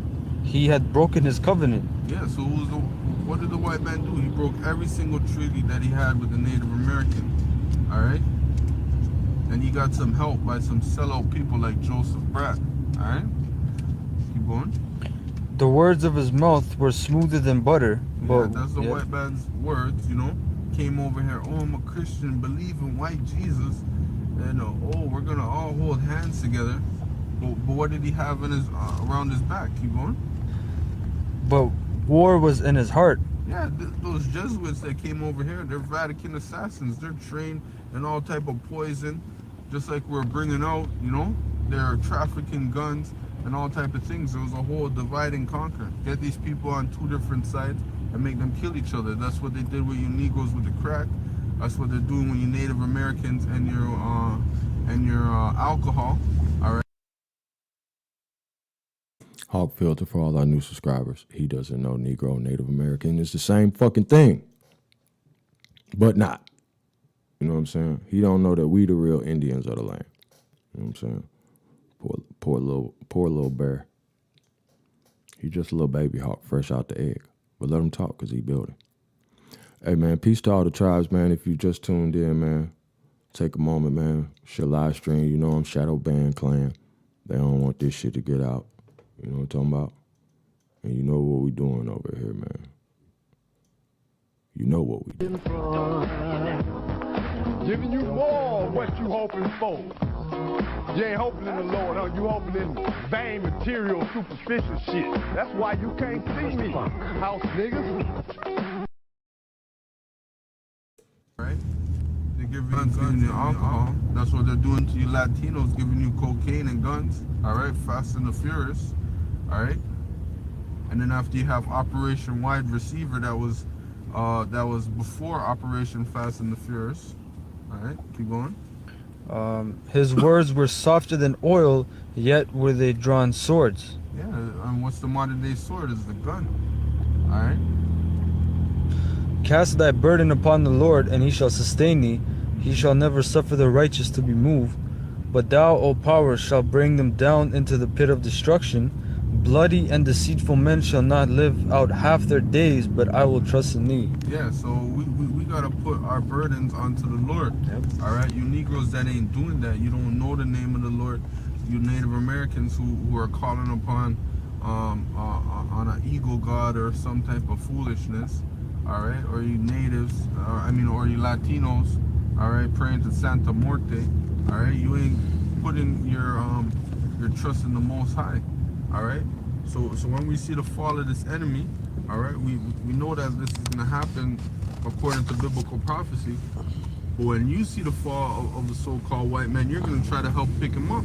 But what is he gonna do? He's gonna have a knife in his back pocket and stab your ass. All right, and bring both you guys down. All right, that's the nature of the white man. That was it. All right. Yeah. So let's bring out some of this article. All right. So this is from M Magazine. All right. This is International Joseph Brant, a Masonic legend. All right. The story of Joseph Brant, the Mohawk American Indian who fought for the Loyalists during the American War of Independence, has been retold by Iroquois peoples of the Six Nations and the American Freemasons for centuries, and today Brant is featured in many Masonic histories and is the topic of many websites. The story that is the most enduring is how Brant, a Mohawk chief, witnessed an American prisoner give a Masonic sign and spared the life of his fellow Mason. All right, so it ain't about, oh, his fellow Indian, it's about his fellow Mason. All right, so he's working for the white man. All right, he didn't care about you Native Americans. All right, this action went down in history, and Brant became the embodiment of the noble savage to Victorian England. This article will explain the events leading up to this event and how Brant in death created even more controversy as the legends of his life grew and expanded. All right, Brant was born in 1742 in the area around the banks of Ohio River. His Indian name was Thus and Enanaji, right? Meaning he places two bets, and as a child he was right? Meaning he places two bets, meaning he places two bets, meaning he places two bets, meaning he places two bets, and as a child he was educated at a Moors charity school for Indians in Lebanon, Connecticut. At a Moors charity school for Indians in Lebanon, Connecticut. At a Moors charity school for Indians in Lebanon, Connecticut, where he learned English and European history. All right. He became a favorite of Sir William Johnson, who had taken Brant's sister Molly as a mistress. All right. So he's an Indian favorite, just like the white man had. Oh, this is my Negro favorite. You know, the little kid patted him on his. All right. This is the same thing that they have. People want to love this so-called white man. All right. Because right now, you natives love the fucking white man. You got a big fucking Edomite rod up your ass right now, man. All right. Although they were married later after Johnson's wife died, Johnson was the British superintendent for Northern Indian Affairs and became close to the Mohawk people and enlisted their allegiance in the French and Indian War of 1754 to 1763, with a young Brant taking up arms for the British. Smoke and place the gold. All right, let's get a little something here. Let's do this.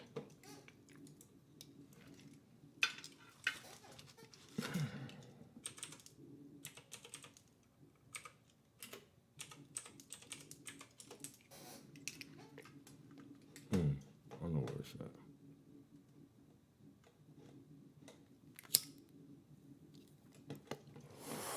Hey man, let me get some bows and arrows in the motherfucking live stream if you're learning something.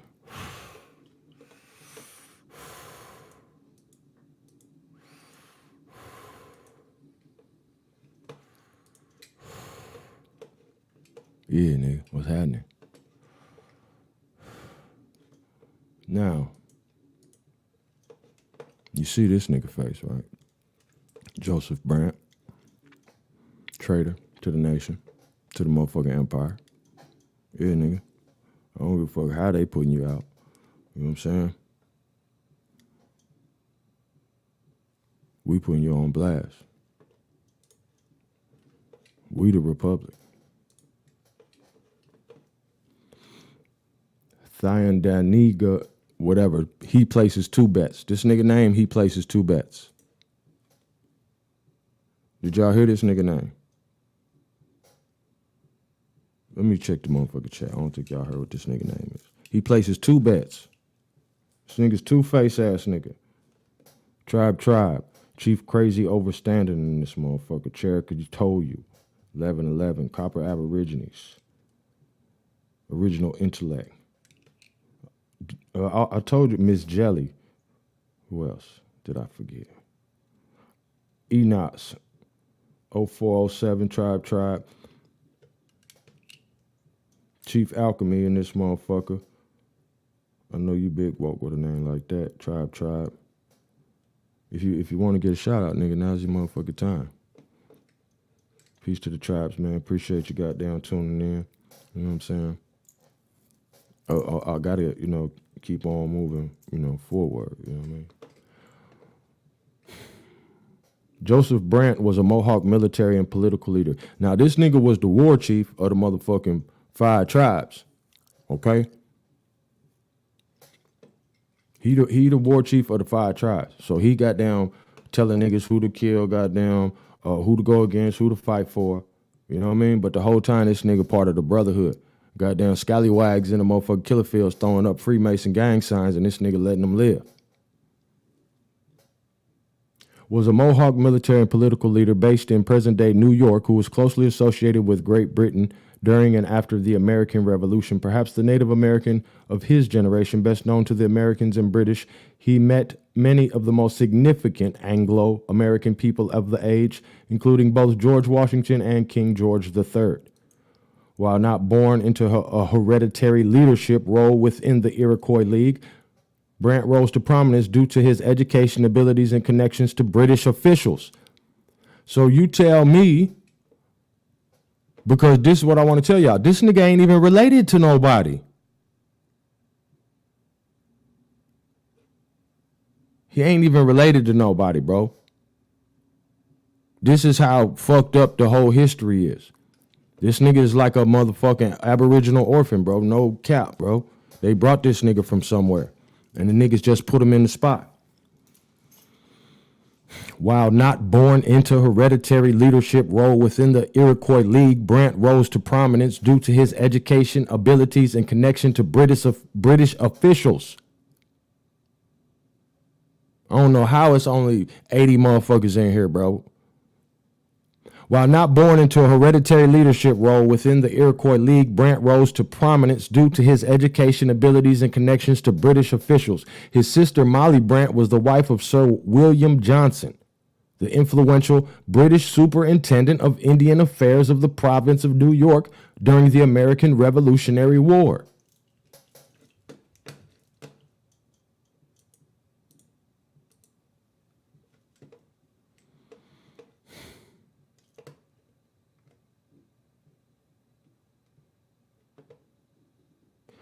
During the American Revolutionary War, Brant led Mohawk and colonial loyalists known as Brant's Volunteers, quote unquote, against the rebels in a bitter partisan war on the New York frontier. He was accused by the Americans of committing atrocities and given the name Monster Brant.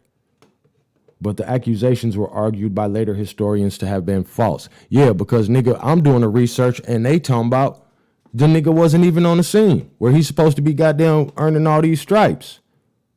Because this nigga's new Illuminati. In 1784, Frederick Haldeman granted Joseph Brant and his followers a land treaty to replace what they had lost in New York State at Sandusky Council after the Revolution. This tract, the Haldeman grant, was about 2 million acres, nigga. 12 miles wide along the whole trace of the Ouse or Grand River in what is now southwestern Ontario. Chief Brant relocated with most of his people to Upper Canada to the area which is now the Six Nation Reserve, where he remained a prominent leader. Yeah, sure. Blah, blah, blah. This is the shit right here, though. And look, I'm going to show you. You can't even find this picture, goddamn, just on the quick lookup.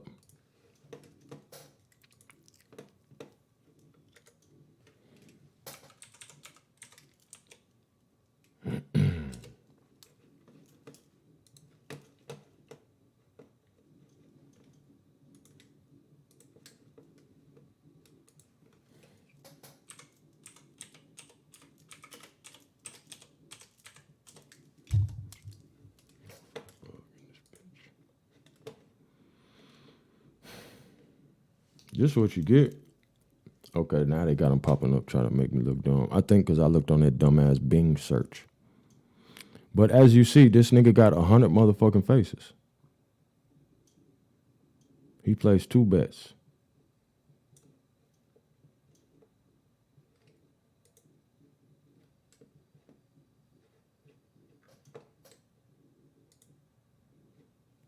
Look how this nigga goddamn Michael Jackson in this motherfucker. This nigga straight Michael Jackson. Hold on, let's go to the next one. That's off the wall. That's off the wall, motherfucking, what's the nigga name? Cause look, first he was that. You know what I'm saying? MJ, that's what they call him. I'm gonna put some lipstick on this nigga. He the MJ. So that was the off the wall. So where the motherfucking, where the bad nose job? Now you're looking more like LaToya. This nigga just getting wider and wider.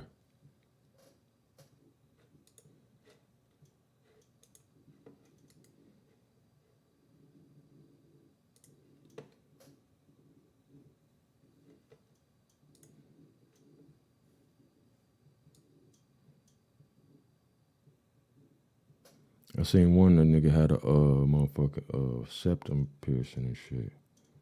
It was crazy. It's a Mohawk chief.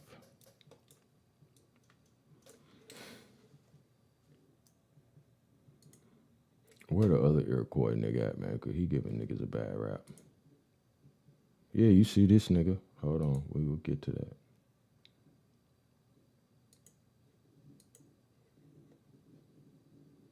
We'll get to that. We already did that. We'll X out of that. Oh, hold on. Copy.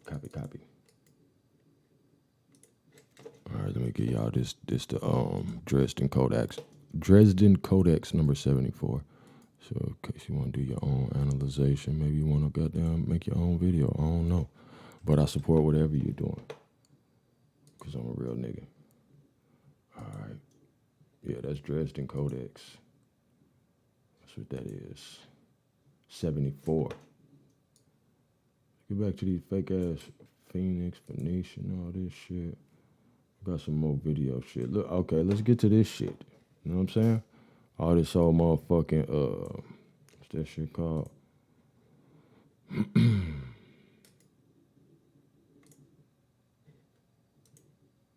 This shit. Let's just take a moment. I'm gonna let y'all marinate on these images here. Matter of fact, we got some music going.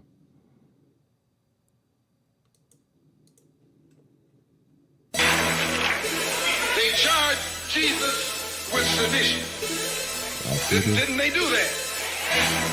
They said he was against Caesar. They said he was discriminating because he told his disciples, go not the way of the Gentiles, but rather go to the lost sheep. He discriminated. Don't go near the Gentiles, go to the lost sheep. Go to the oppressed. That's right. Ride.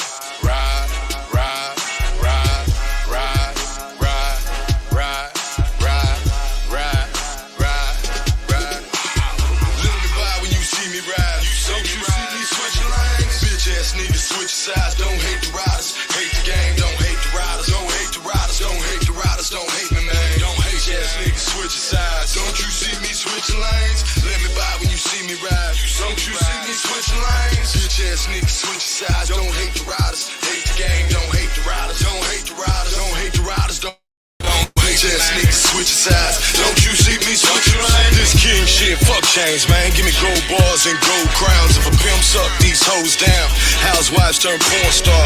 These hoes go too far. I'm guru, this gangsta. St. Louis don't fight fair. Put bullet holes in your paint job. Fake hoes get exposed. Eat bitch niggas like takeout.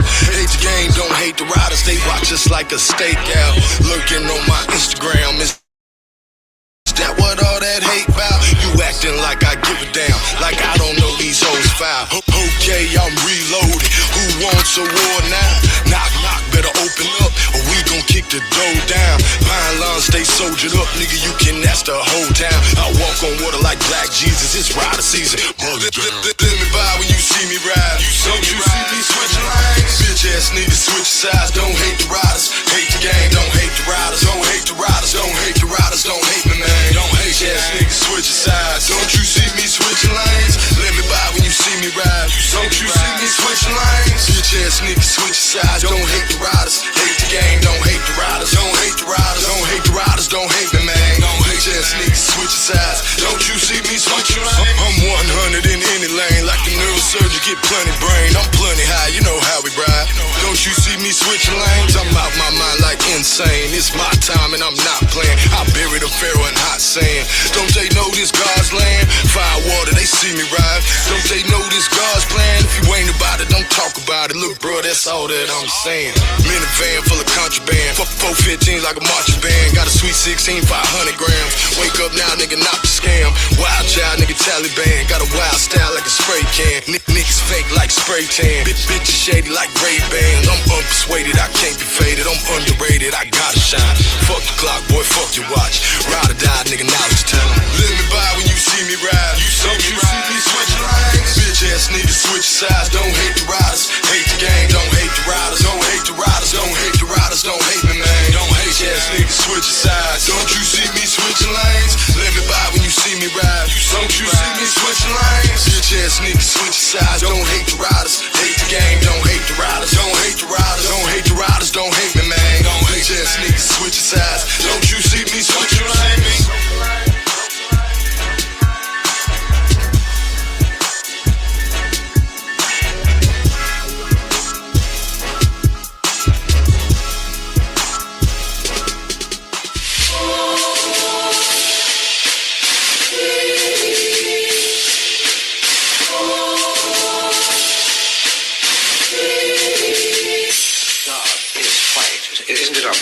Well, that is obvious, but we don't know if it's obvious that God is white. The Honorable Elijah Muhammad teaches us that Jesus did not have blonde hair and blue eyes. The Honorable Elijah Muhammad teaches us that the images of Jesus that are on prison walls and churches throughout the world are not historically correct, because history teaches us that Jesus was born in a region where the people had color. There's proof in the very Bible that you asked us to read in Revelations 1st chapter, verse 14 and 15, that Jesus had hair like wool and feet the color.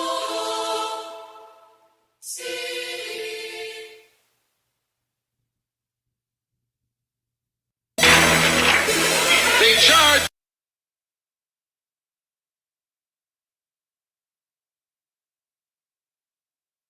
This another traitor of Atlantis. The Comanche nigga. Had all them white boys with them dressed up like Indians. Killing us. Quanah Parker. And what they call the nigga? This nigga killing babies and everything. And what they call him? His descendants should be proud. No, the fuck they shouldn't. That nigga's another traitor. See if we can catch this nigga with his hand in his pocket.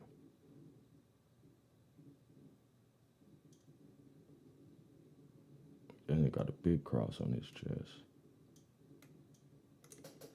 I digress. Let's get back to it. Oh yeah, here's something interesting. This is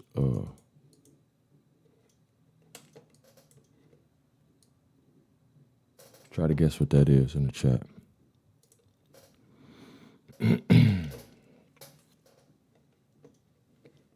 Anybody? Maybe if I zoom in, you'll get a hint. Oh shit! This old sellout ass nigga here. This nigga the worst.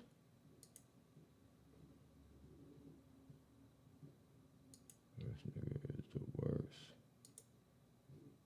Oh, yeah, here we go.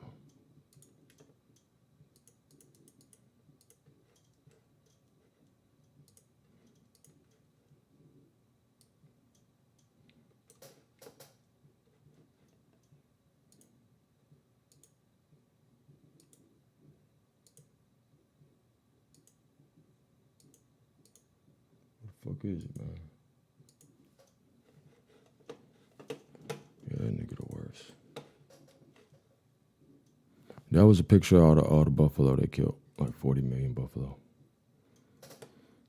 That's not 40 million buffalo bones, but that was part of the killing of the buffalo. Hold on. No, this is about Atlantis, nigga. Stay focused.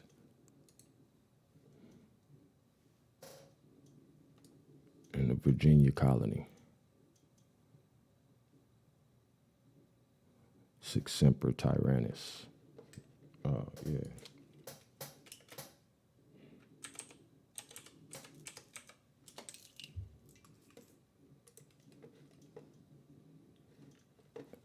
Well, there you have it. There you have it, folks. This is on the Seal of Virginia. I think this would be a fine time to... Oh, I X'd out of that already. Yeah, so that is the meaning.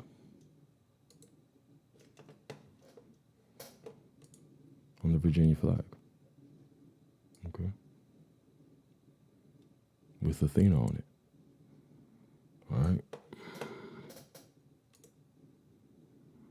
Because this should go back further than you know.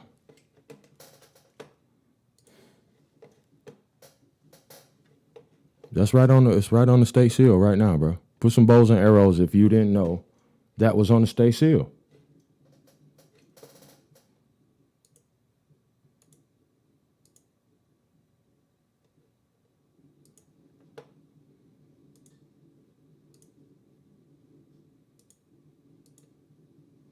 Hey, we can't talk about buffalo bones now.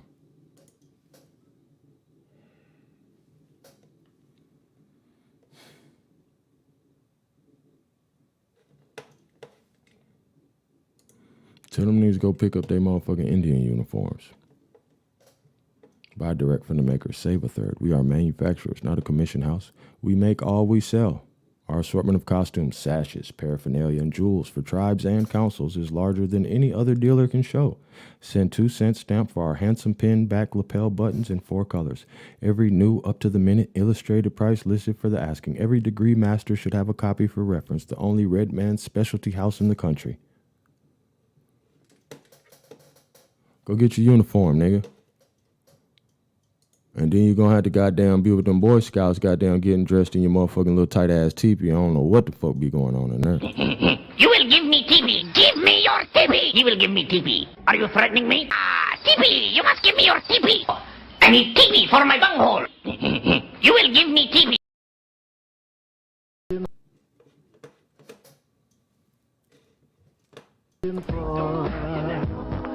Giving you more of what you hoping for. You ain't hoping in the Lord, huh? You hoping in vain, material, superficial shit. That's why you can't see me, house niggas.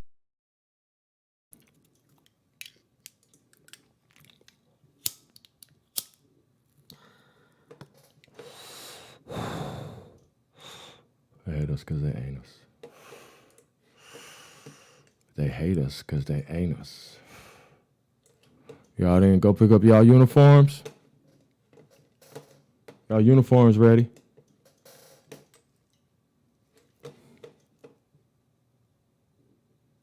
Go pick up your uniforms. We the rightful heirs. The rightful heirs of Atlantis.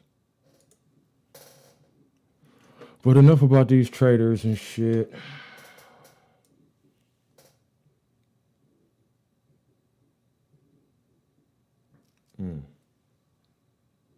So in the last video, there was a mention of real. I don't know if you recall it. As a matter of fact.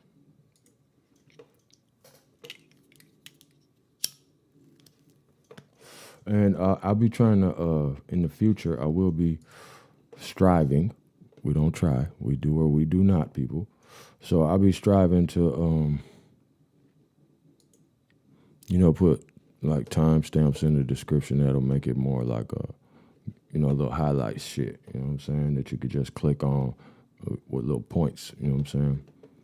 Or if you want to be able to goddamn drop a jewel on somebody from some shit from the video, then you could just go in the description and be like, 9 times out of 10, if it's some real hard hitting shit, then I'm gonna put a timestamp on there. Or if you hear something and you think it needs one in the description and it's not there, then let me know. And goddamn, I'll get on that motherfucker and add it if I agree. You know what I'm talking about? You hear them odd fellows. But what's crazy, DJ ZPE? Hold on, pause this right here.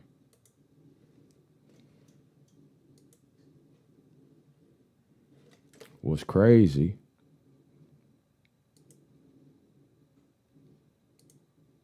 Hold that thought. Wait for it. Because all them niggas together. Where the motherfucker? Where that nigga at, man? Here we finna goddamn push all these niggas to the front. Yeah, nigga. Oh, this nigga right here. This nigga straight odd fellow. Shit fucked me up, bro. And it's from, what is it called? Atlas Obscura.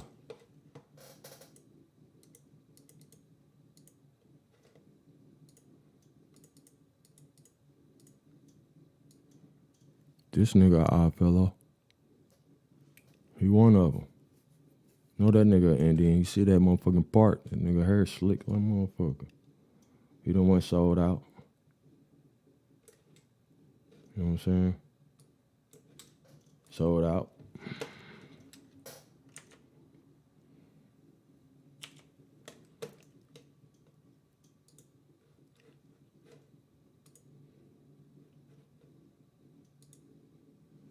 Sold out. Put some bows and arrows in the chat if you never sold out.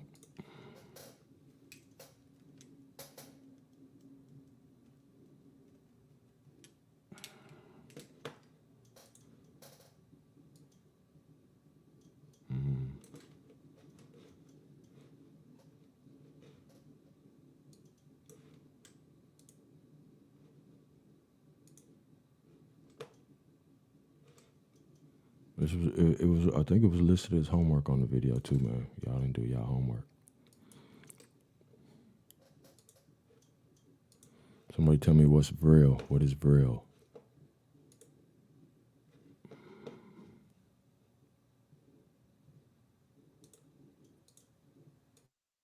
Will being the one motive power that is inexhaustible. Something we could use today. Carry anything, transport anything, activate anything that the human being could conceive. And so in their pride, these princes decided near the end of their time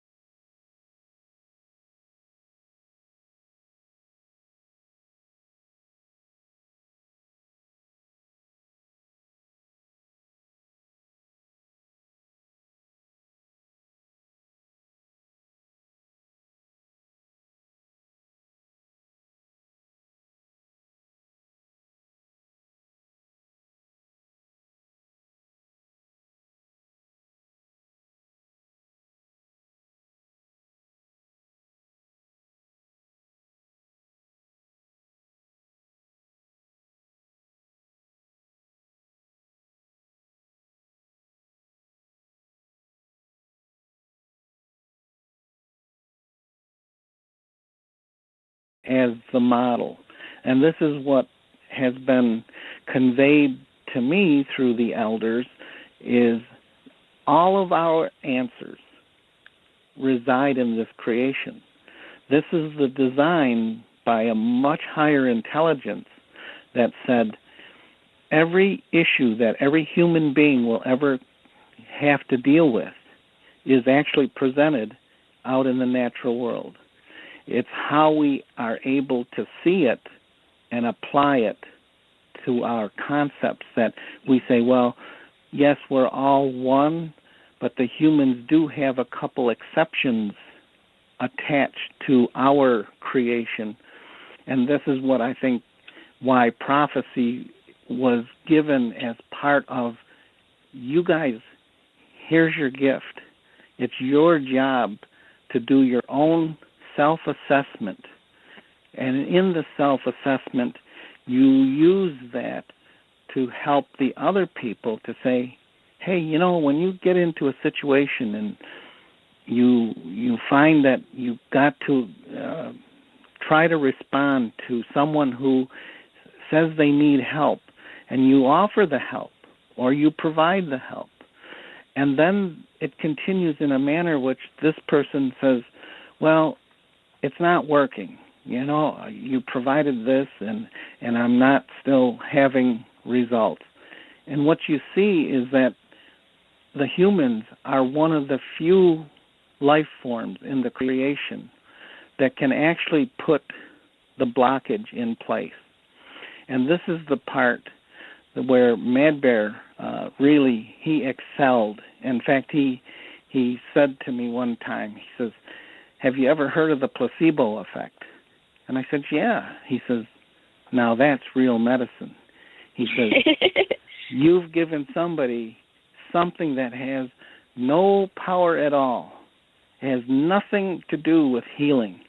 And he says, and they get better. He said, that's really medicine. So what it tells us is that if we try the placebo effect with an animal, we won't get the results. That's what separates the human from the rest of this creation, is that we're able to go within the human being. Every single human being, we can touch that part, whether you call it the psyche or the psychology part. It doesn't matter what you call it. We can get to that, and we can actually make contact with it. And that's why we can have results with the placebo effect. And this is what was so intriguing to me, is that I said, man, he's right. You can show someone, and I watched Mad Bear demonstrate basically the placebo effect. And he would give readings to people, and the people he would tell them things that only they knew. In fact, he let me sit in on one of the readings. It was a lady in her 90s. She had a bowel obstruction, and he read for her. And he was telling her, he says, you know, when you go to cook, he says, I notice you peel your potatoes. He says, you cut them up, and he says, you eat a couple chunks of the raw potato. She goes, yeah, how did you know? And he says, oh, well, I could see it here in the reading. So then he goes on a little bit more, and then he tells her, he says, you know, he says, when you're making meatloaf, he says, I noticed you take a pinch of the raw meat. And he says, you'll eat the raw meat too. And she laughed a little bit, and she says, what, are you looking in my window? And he said, no. He says, it's here in the glass. He says, I can see it in your reading. And what he was doing was showing her that he could see things, so that when he made a recommendation, she already trusted him, because he saw things in her life that no one else or very few people would ever know. Probably people that maybe lived with her closely, but certainly not Mad Bear.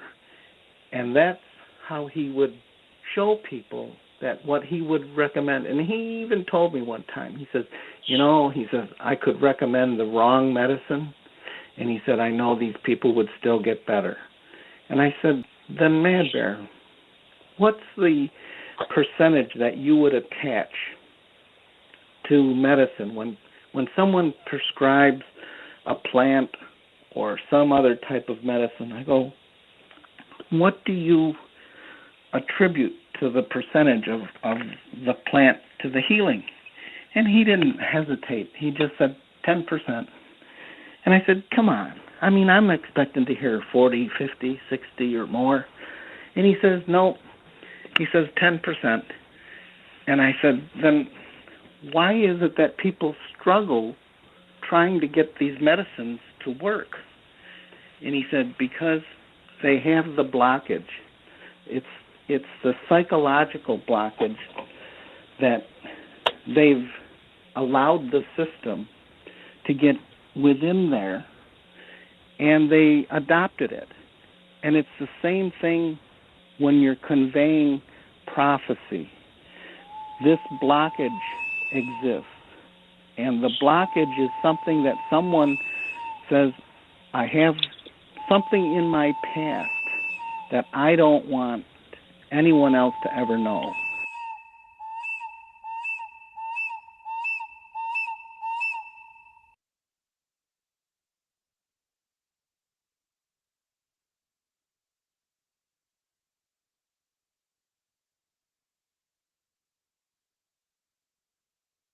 So the Atlanteans had vril.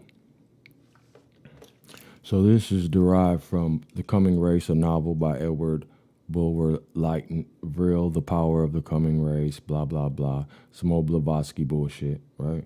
Some readers have believed the account of a superior subterranean master race and the energy form called vril, at least in one part, blah, blah, blah, blah, blah. The novel centers on a young, independent, unnamed, wealthy traveler who visits a friend, a mining engineer. They explore a natural chasm in a mine which has been exposed by an exploratory shaft. The narrator reaches the bottom of the chasm, blah, blah, blah. The hero discovers these beings who call themselves Vrilia have great telepathic and other parapsychological abilities, such as being able to transmit information, get rid of pain, and put others to sleep. The narrator is offended by the idea that the Vrilia are better adapted to learn about him than he is to learn about them.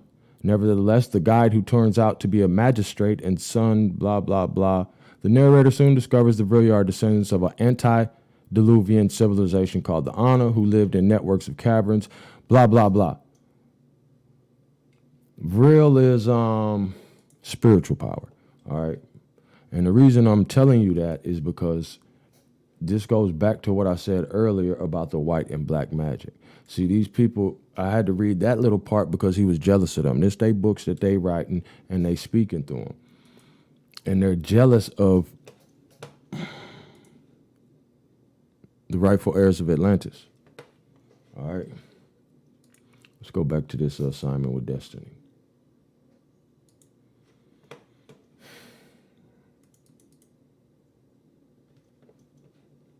He tell you flat out. He say, even had Christian nations dared to violate the edicts of the secret schools, such audacity would have been held in check by the powers of Islam seated in the holy house at Cairo and the edicts of Lhasa, backed by the armed strength of the Mongol Empire. The East agreed to preserve the boundaries of Europe if the European states would bind themselves in a solemn alliance to refrain from exploiting the resources of the Western Hemisphere. Fear of a terrible retribution from beyond the walls of Gog and Magog prevented the popes from violating their agreement, and without the leadership of the church, the great families dared not engage in private projects. When the appointed hour came, the secret society selected their own agents to initiate the program of exploration. Was Columbus then working as Grace A. Fendler, either as an individual or as a chosen representative of secret societies, to bring into expression the old utopian ideals and to directionalize them across the seas? Certainly this would go far to explain the charges of traitor, the seizure of all his books and papers, the destruction of all portraiture and likeness, even to the usual mortuary bust and arms, the complete disappearance of many of his literary works, including the Journal of the First Voyage and the Book of the Second Voyage. All this would then have been more inquisitional routine, with the rewriting of his biography more or less both of political necessity and a holy duty. Campanella, in his Civitas Solis, causes a Genoese sea captain to be the guest of the Grand Master of the Knights Hospitallers. Motherfucking Shriners. When Columbus, on the occasion of his first landfall, raised the standard Castile, he also planted a banner of his own consisting of a green cross on a white field.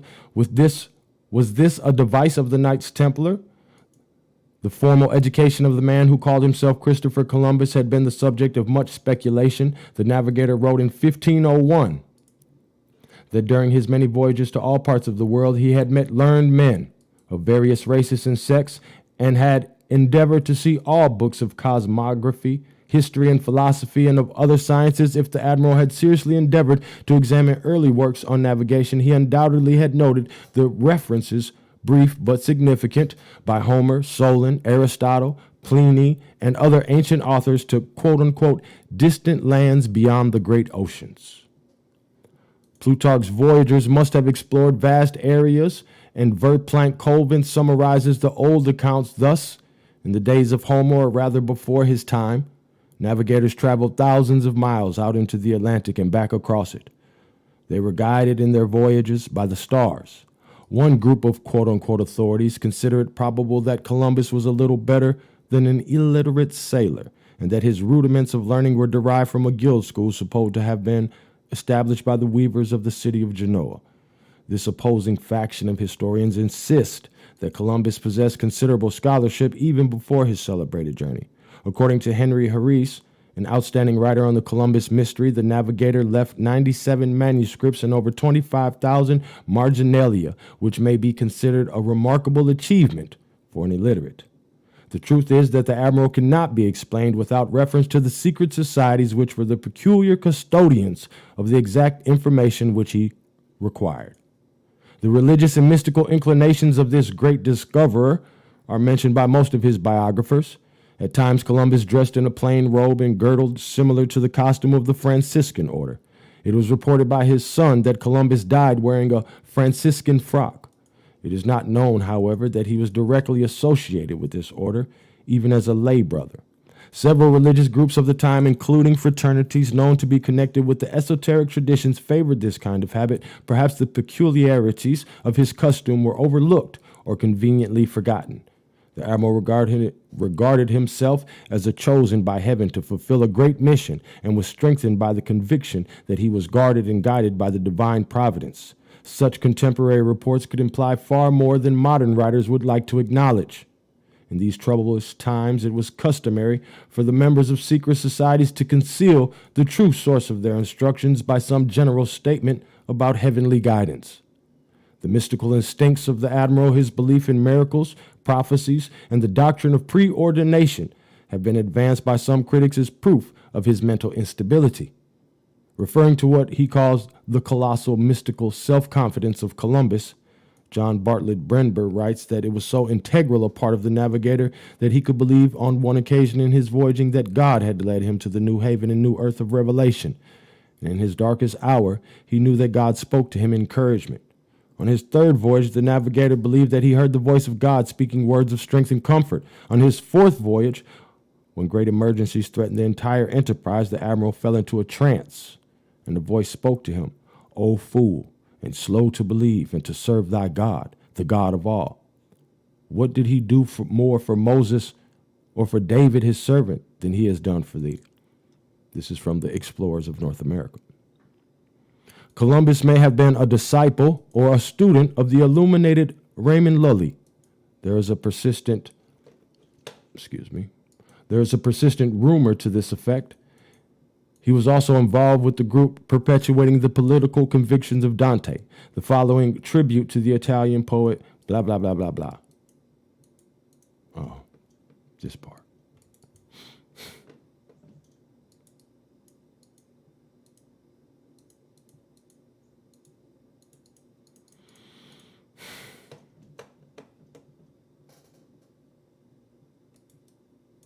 Wait for it.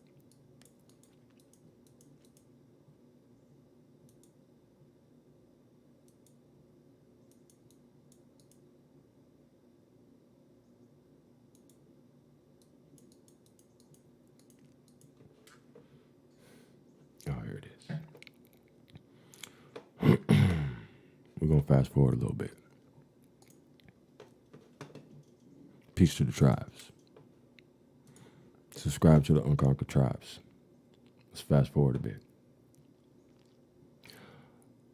Lorenzo de Medici was a distinguished Platonist, a patron of secret societies, the founder of an important philosophical school and a subtle adversary of the bourgeois. Leonardo was a faithful agent of the great Florentine prince and one of the men possessed by the spirit of quote-unquote tortoiseness. Although Lorenzo did not live to see the fulfillment of the great plan, he spoke the magic word, which opened for Columbus the most exclusive institutions in Europe and invested him with the temporal means for acquiring a measure of consideration from a liberal princes and scholars. It was the invisible hand of the Medici that balanced on end the celebrated egg. The conclusion of Columbus concerning the shape of the earth indicated that he was acquainted with the esoteric traditions of Asia and the Near East. He partly revealed the source of his own instruction when he declared the planet to be shaped like a pear, the upper end of which projected towards the sky like the boss in the center of a shield. The top of the protuberance was the terrestrial paradise where none could go except by the grace of God. The admiral noted that this shape coincided with the opinions of certain holy and wise theologians, but he failed to mention the sects or religions to which they belonged. The earth mountain was certainly the Meru of the Brahmins and the sacred hill of the Egyptian mysteries. Mount Meru, like Chang, Shambhala, Olympus, and the peaks described in the Revelation, are all veiled allusions to the invisible governments of the earth. Nor should it be assumed that all historical uncertainty centered around Christopher Colin, the dove of Genoa. The case of John Cabot is equally curious. Blah, blah, blah. Oh, we got a green light. Hold on. Let's fast forward past John Cabot. Scallywag ass. The Great Plan reached the Western Hemisphere through a series of incidents. Many early explorers and colonizers are known to have been associated with the secret societies. And what I want to show y'all is that it is really a whole deeper plan.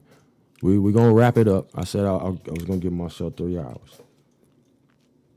The Great Plan reached the Western Hemisphere through a series of incidents.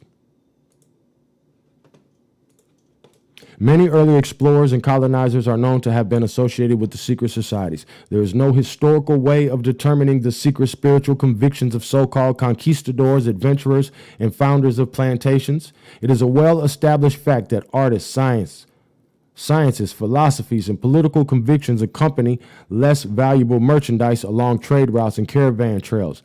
Some of the colonizers were probably unaware of the parts they were playing.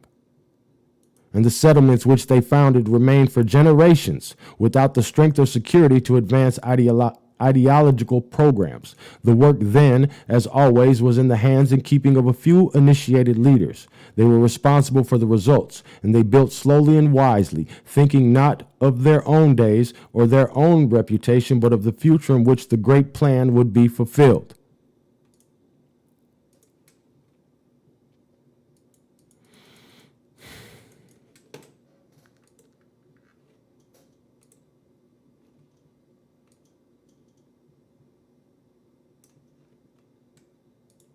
What's this?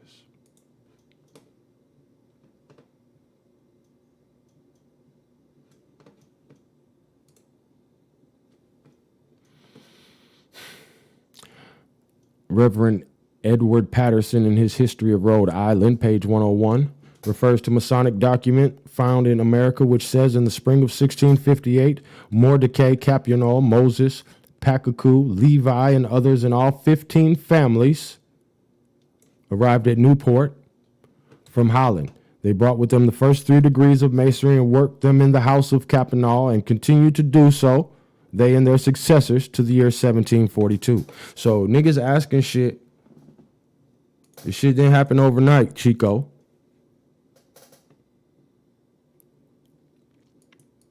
It has been claimed that the Rosicrucians and possibly other initiate orders of Europe established themselves in the American colonies during the closing year of the 17th century. The best publicized candidate for the honor of having brought the esoteric schools to the New World was the German theological student and mystical pietist Magister Johannes Kippius.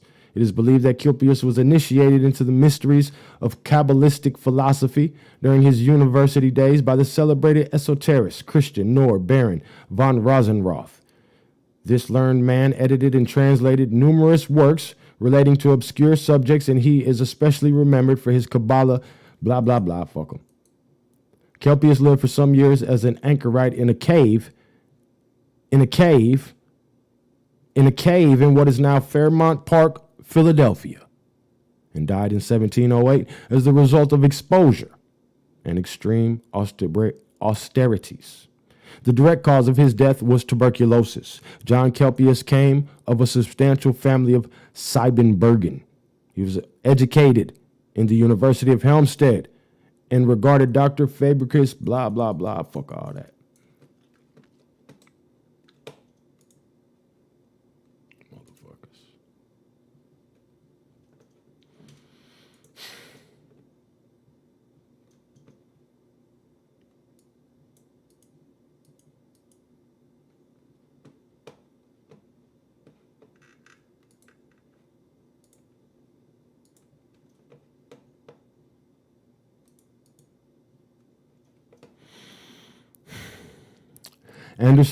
Anderson's Constitution of Freemasonry was published exactly 100 years after the appearance of the great Shakespearean folio in 1623.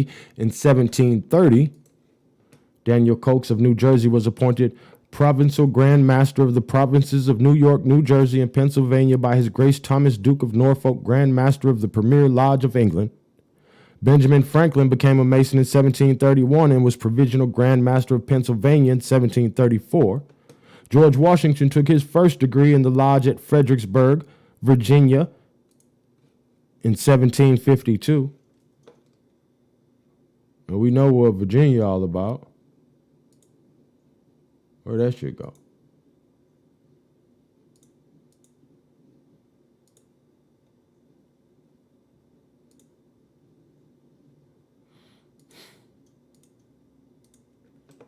Yeah, he one of them.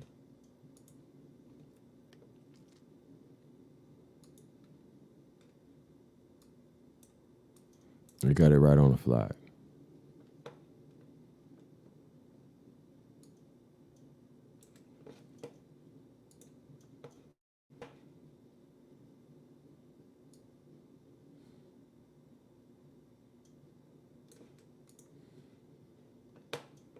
Right on the flag.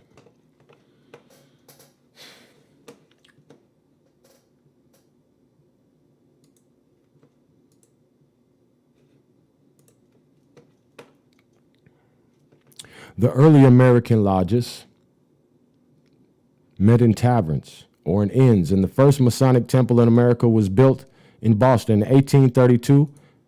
It cannot be learned that Thomas Paine was a Mason, although he wrote an essay dealing with the origins of Freemasonry, blah, blah, blah, blah, blah, blah, blah.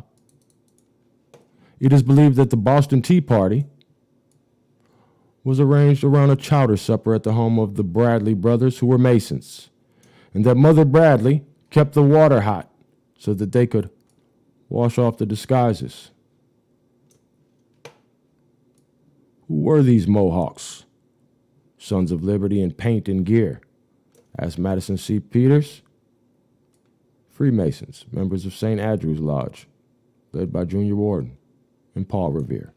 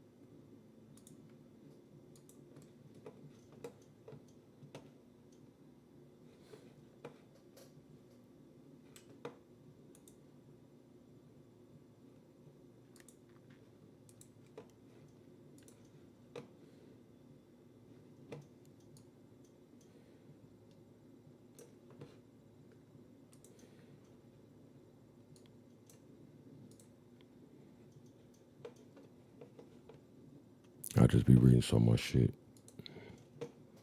And I put green on it because there's a green light on their motherfucking ass. I caught them, so let's see what this is.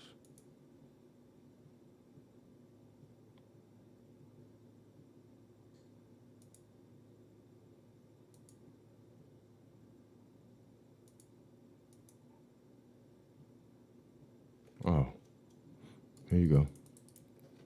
On the 21st of March, in a little Zapotecan Indian village of some 20 families, was born Benito Juarez, 1806 to 1872, the emancipator of Mexico. He had no memory of his parents who died during his infancy. That's code word for they murdered him. But after numerous difficulties, succeeded in educating himself in law and became deeply involved with the political problems of his country. So his parents were killed and he taught himself law and politics.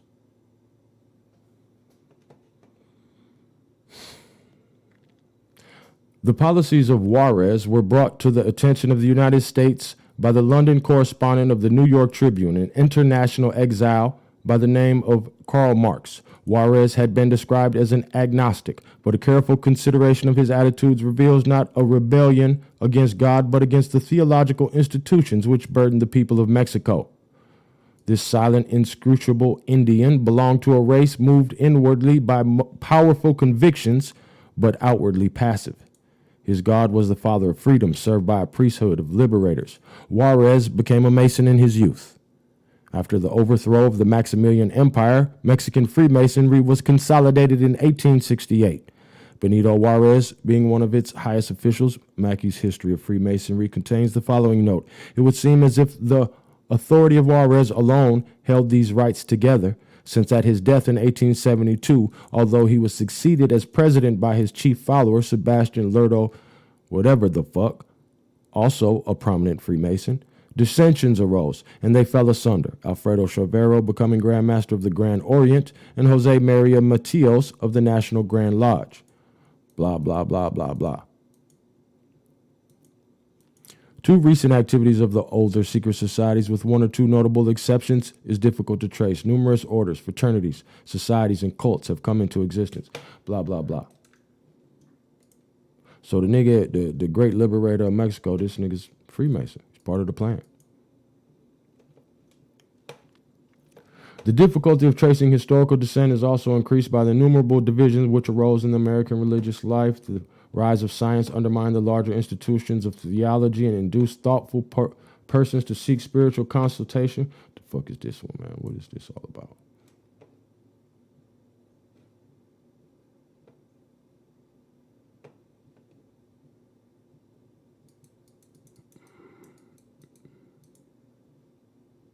Let's get back to that shit. When evaluating the esoteric groups of this period, the most reliable guide is their acceptance of the responsibility of the great plan.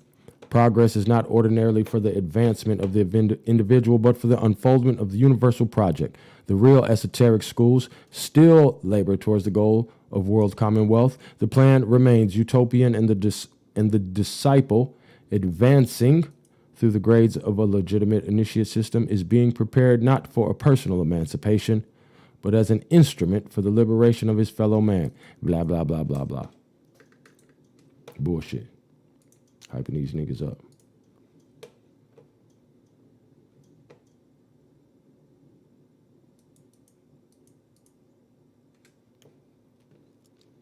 Those initiates of the Western descent whose names are known convey a fair impression of acceptable qualifications, such men as Roger Bankin, blah, blah, blah, scallywag, scallywag, Nazi, scallywag, scallywag, Nazi, who resolved to devote their lives to the improvement of mankind, quietly thinking will dissolve all dice. Now, remember, mankind don't include you, niggers.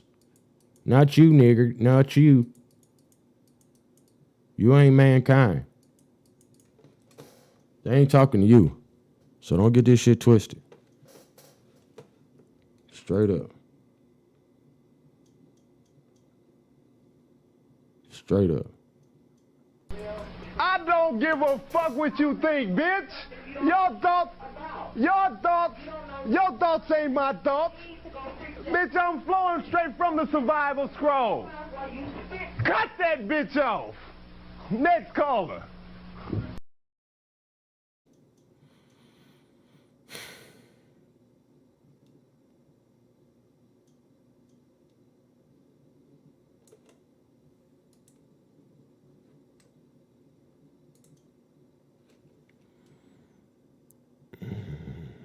I'm showing you all this because I want you to understand who's against you. what's really going on. It's a bigger plan. Motherfuckers been preparing this, putting people in place from the very start. As soon as they came here.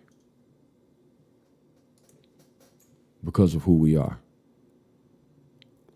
So if you didn't check one to go see that they got the secret societies had us on the map as Atlantis, my nigga, I don't know what to tell you. This Manly P. Hall, this nigga just sucking our dick the whole goddamn video. Because of who we are. Wondered if Atlantis really exists, a product of human imagination. You may have wondered if Atlantis really exists, or is it an imaginary product of human imagination? When we talk about the legends of Atlantis, there are two texts which are considered the most trustworthy sources of the Atlantean mythology, which are the Timaeus and Critias written by Plato. In this video, I will summarize the legends of Atlantis and the Critias of Plato, and I will answer the question related to its historical existence at the end of the video.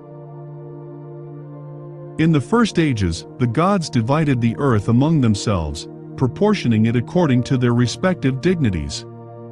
Each became the peculiar deity of his own allotment and established therein temples to himself, ordained a priestcraft, and instituted a system of sacrifice. To Poseidon was given the sea and the island continent of Atlantis.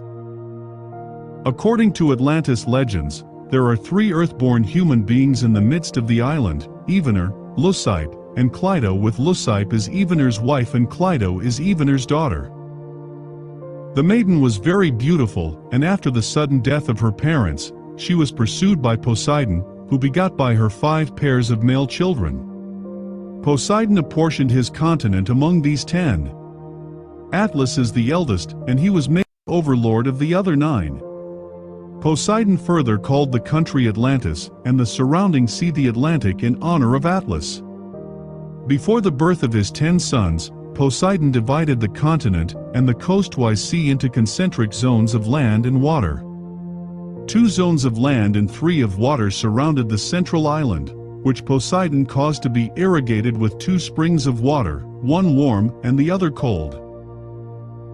The descendants of Atlas continued as rulers of Atlantis, and with wise government and industry elevated the country to a position of surpassing dignity. The natural resources of Atlantis were apparently limitless.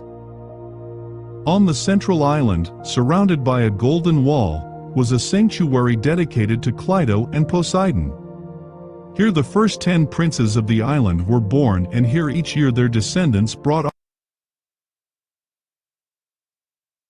I just want you to hear the story so you can put your own pieces together. You can leave it in the comment when the video over. Please do. It'll help the algorithm. But these stories are being retold. Because now you got 10 princes. You got the 10 lost tribes of Israel. All this shit is about you, my nigga. So you pick whichever story that they telling about our motherfucking history, nigga. But you're going to have to decipher all this shit. You know what I'm talking about? But it should be easy for a nigga like you if you're truly an heir. Offerings. The temple contained a colossal statue of Poseidon standing in a chariot drawn by 6 winged horses, about him 100 nereids riding on dolphins. Arranged outside the building were golden statues of the first 10 kings and their wives. The 10 governments differed from each other in details concerning military requirements. Each of the kings of Atlantis had complete control over his own kingdom, but their mutual relationships were governed by a code engraved by the first 10 kings. No king had the power of life and death over his kinsmen without the assent of a majority of the 10. Atlantis is said to be in destruction caused by violent earthquakes, volcanic eruption, and floods, and in a single day and night of rain all your warlike men in a body sank into the earth, and the island of Atlantis in like manner disappeared, and was sunk beneath the sea. That is the reason why the sea in those parts is impassable and impenetrable, because there is such a quantity of shallow mud in the way, and this was caused by the subsidence of the island. From a careful consideration of Plato's description of Atlantis, it is evident that the story should not be regarded as wholly historical, but rather as both allegorical and historical. Plato's Atlantis symbolizes the threefold nature of both the universe and the human body. The 10 kings of Atlantis are the tetracties, or numbers, which are born as 5 pairs of opposites. The numbers 1 to 10 rule every creature, and the numbers, in turn, are under the control of the monad, or Atlas, the eldest among them. With the trident scepter of Poseidon, these kings held sway over the inhabitants of the 7 small and 3 great islands comprising Atlantis. Let's pause there right there because you might not be Hawkin. Do you see what this says right here? Names of the 10 kings of Atlantis. One of the niggas' names was Atlantean. Philosophically, the 10 islands symbolize the trinity powers of the superior deity and the 7 regents who bow before his eternal throne. If Atlantis be considered as the archetypal sphere, then its immersion signifies the descent of rational, organized consciousness into the illusionary, impermanent realm of irrational, mortal ignorance. Archetypal sphere, then its immersion signifies the descent of rational, organized consciousness into the illusionary, impermanent realm of irrational, mortal ignorance. Organized consciousness into the illusionary, impermanent realm of irrational, mortal ignorance. Rational, organized consciousness of the superior deity and the 7th throne. If Atlantis be considered as the archetypal sphere, then its immersion signifies the descent of rational, organized consciousness into the illusionary, impermanent realm of irrational, mortal ignorance. Both the sinking of Atlantis and the biblical story of the fall of man signify spiritual involution, which No, it represents you, black man. Let's read this from 1858 Rathman's journal, just in case they forgot. Just a little, brief little section. These antiquities, and I quote, these antiquities of America extend from the eastern shores of Maine and Massachusetts to the Pacific and from the Great Lakes and British dominions of Peru. Hold on, let's bring it back. We forgot the good part. Throughout the entire length and breadth of the country, washed as it is by the waters of 2 mighty oceans and abounding in natural resources, enormous beyond what is impossible to conceive, we find much to admire in the aspect and beauty of nature, and whether we travel from the distant shores of Maine and New Brunswick to the golden sands of California and the shores of the great Pacific, or from the bright crystal lakes of Minnesota to the orange groves of Florida, we behold throughout the immense extent, the features of nature, grand and beautiful in every form and aspect. The mineralogist, the geologist, the naturalist, the botanist, and even the antiquarian have all a rich field here. Strange as it may appear, America abounds in antiquities so extensive, so beautiful and majestic as to rival those of Thebes and Nineveh. Ruins of ancient cities of immense extent, fortifications, mounds, and pyramids, temples with walls built of hewn stone, showing a refined taste in architecture and adorned with human figures, beautifully executed, large altars ornamented with hieroglyphics, probably giving a record of those who reared them, but which no man has been able to decipher. Remains of ancient palaces with beautiful specimens of sculpture and painting, with many other marks of ancient greatness, prove to us this is not a new world, but that a powerful empire existed at a very remote period of time, teeming with a population highly skilled in arts and in a state of civilization far beyond anything we have been led to conceive of the Aborigines previous to the discovery of the continent by Europeans. The antiquities of America extend from the eastern shores of Maine and Massachusetts to the Pacific, and from the Great Lakes and British dominions to Peru and La Plata in South America. In fact, throughout the extent of both continents, immense forests grow over the ruins of large cities, and the gigantic size of the trees, with indications that other generations of trees sprung up and grew before them, proves that the ruins were in existence before the Christian era. In every portion of the United States, interesting ruins have been discovered. In the state of New York have been found sculptured figures of 100 animals of different species, executed in style far superior to anything exhibited by any of the existing tribes of Indians. Blah, blah, blah. Which is a prerequisite to the evolution of consciousness. Worship has been perpetuated in the rituals and ceremonies of both Christianity and paganism. Both the cross and the serpent were Atlantean emblems of divine wisdom. From the Atlanteans, the world has received the heritage of arts and crafts, philosophies and sciences, ethics and religions. Before Atlantis sank, its spiritually illumined initiates, who realized that their land was doomed because it had departed from the path of light, withdrew from the ill-fated continent. Carrying with them the sacred and secret doctrine, these Atlanteans established themselves in Egypt, where they became its first divine rulers. Nearly all the great cosmologic myths forming the foundation of the various sacred books of the world, established themselves in Egypt, where they became its first divine rulers.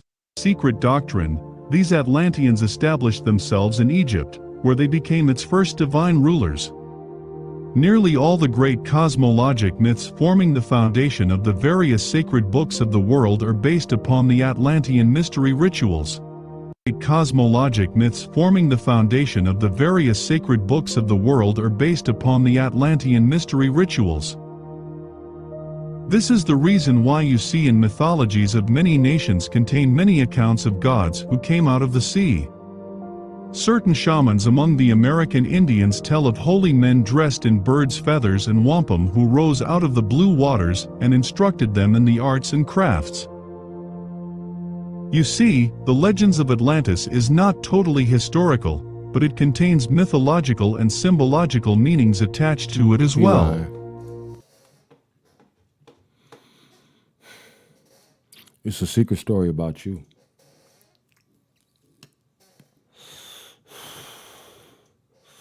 That's exactly what it is. Look at this.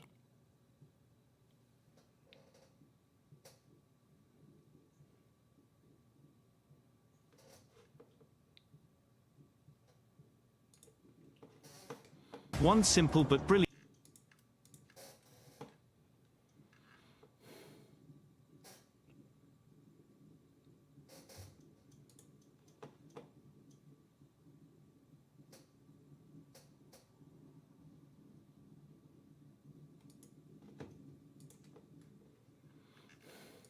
To liberate Europe from Atlantean tyranny. Not long after this victory, both ancient Athens and Atlantis were destroyed by terrible earthquakes and floods. A few Athenians survived by fleeing to the mountains, but Atlantis was destroyed utterly and sank beneath the waves. Critias provides more detail in the next dialogue, which is named after him.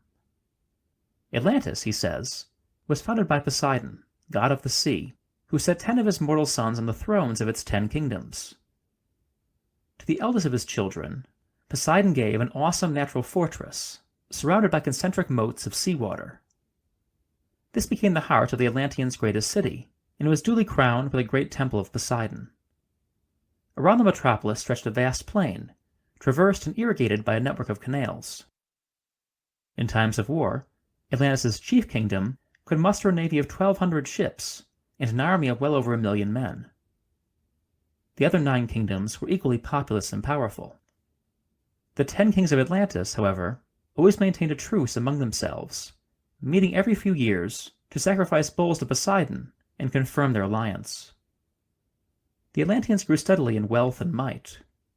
In time, however, they became corrupt, and the gods were stirred to anger.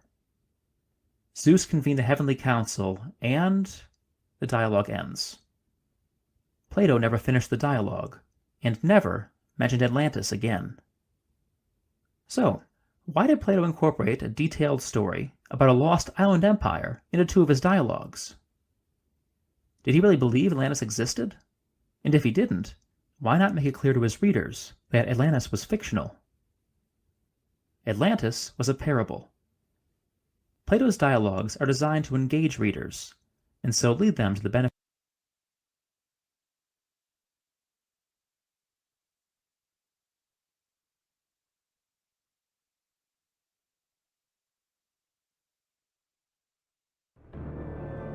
In the heart of Bremen, in northern Germany, stands an extraordinary building. Completed in 1931, Haus Atlantis was designed as an institute for the study of Atlantis and the Aryan superrace.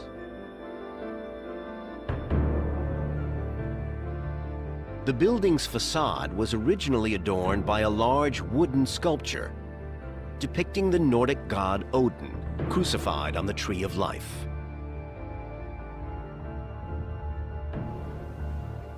Inside Haus Atlantis, an astonishing stairwell, built of glass and steel. It may evoke the Aryan exodus from Atlantis. Now see, they want to be in the story. Pay attention.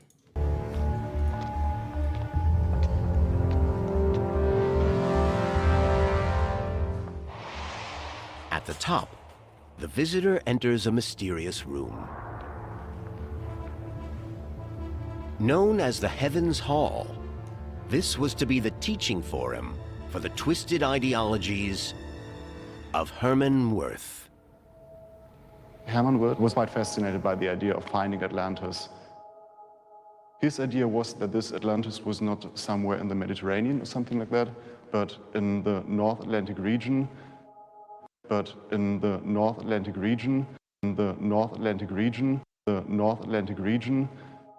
And in his idea, in Atlantis, 20 to 25,000 years ago, a Nordic race was created that was to control and influence the development of mankind to a strong degree.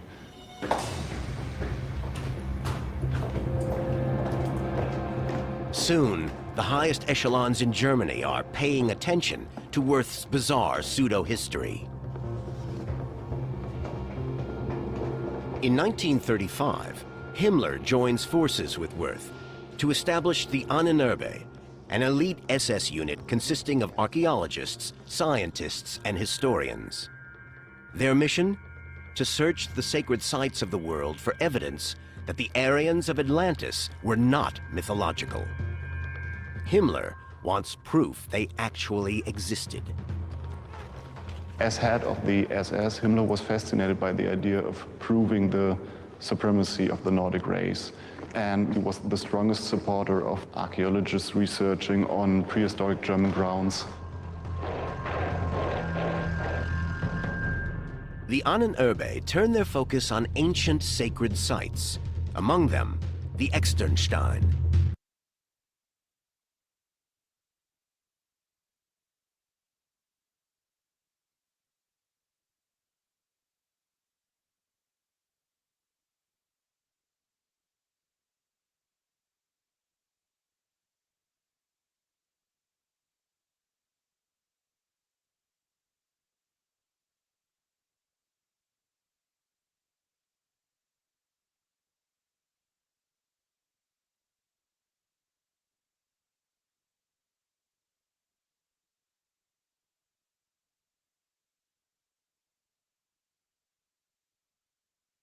Hard to describe, but I'm sure that's how they felt.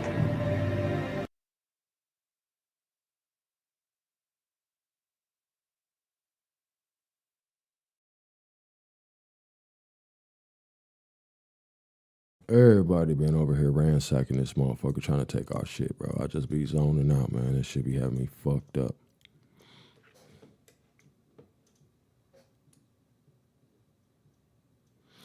They'll tell you that it's made up, but all this shit is, these allegories are about you. About you being brain dead. That's why they laughing.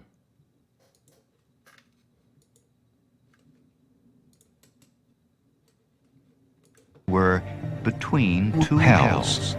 War was one hell. I think they also must have started to realize that they were kind of used, and that what meant the most to them, they were about to lose, and they didn't know, what their future would hold. It's an emptiness and a pain, and it's hard to describe, but I'm sure that's how they felt. Joseph Brant said he felt that he and his people were between two hells. War was one hell. Peace would be another.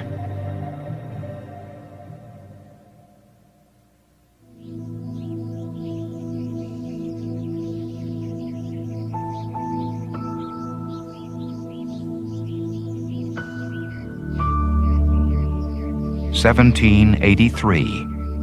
For the first time in nearly 8 years, there is peace in the lands of the Iroquois. The Treaty of Paris officially ends the Revolutionary War between Great Britain and the new United States. In it, there is not a single word on the fate of the Iroquois.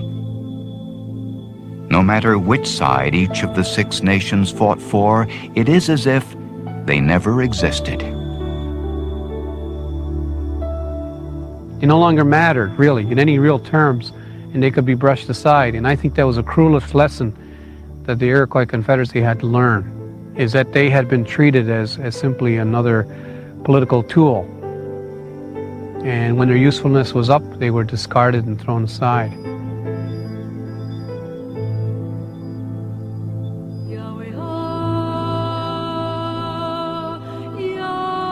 The war a thing of the past, the American push westward resumes in reckless earnest. Speculators are selling off land they don't even own. Many of General Sullivan's men plan moves to the western New York territory they had ravaged just a few years before. Essentially, all of those who served saw that land as American land, almost as if it was a birthright. They saw their destiny in the West, and they would take that up either by right of conquest or through coercion and fraud. And that's exactly what happened. Joseph Brant and his Mohawk followers are given refuge in British Canada. Most of the other Iroquois are moved to small reservations in New York State. Ironically, it is the Oneidas who sided with the victorious Americans who perhaps fare the worst. New York State takes all but a tiny part of their homeland. The Oneidas occupied an area of 6 million acres. We now reside on 32. New York State takes all but a tiny part of their homeland. The Oneidas occupied an area of 6 million acres. We now reside on 32. The Oneidas occupied an area of 6 million acres. We now reside on 32. We made great sacrifices for the Americans, and we've ended up with almost virtually nothing. Chief Shenandoah and his people had put their lives on the line for George Washington during their legendary visit to Valley Forge. This was Shenandoah's bitter reward.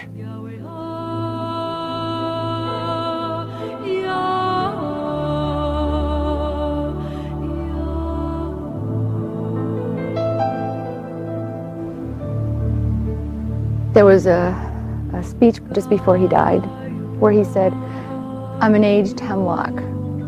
The winds of 100 years have whistled through my branches. The generation to which I have belonged have run away and left me."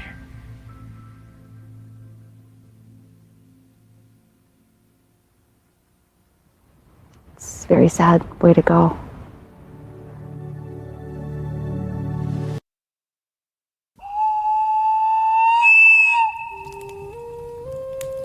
Some people have asked me to mention a little bit more about the prophecies. To properly give an Indian prophecy it takes a little time, and there just isn't that much. There just isn't that much time. But I'll give a rough account of the last prophecy that was given to us about 1,000 years ago. It pertains to this time that we're going through now and 1,000 years into the future. You'll have to excuse me, I have there's quite a lot of humidity here and it's slightly affecting me here. I'm used to Tucson weather.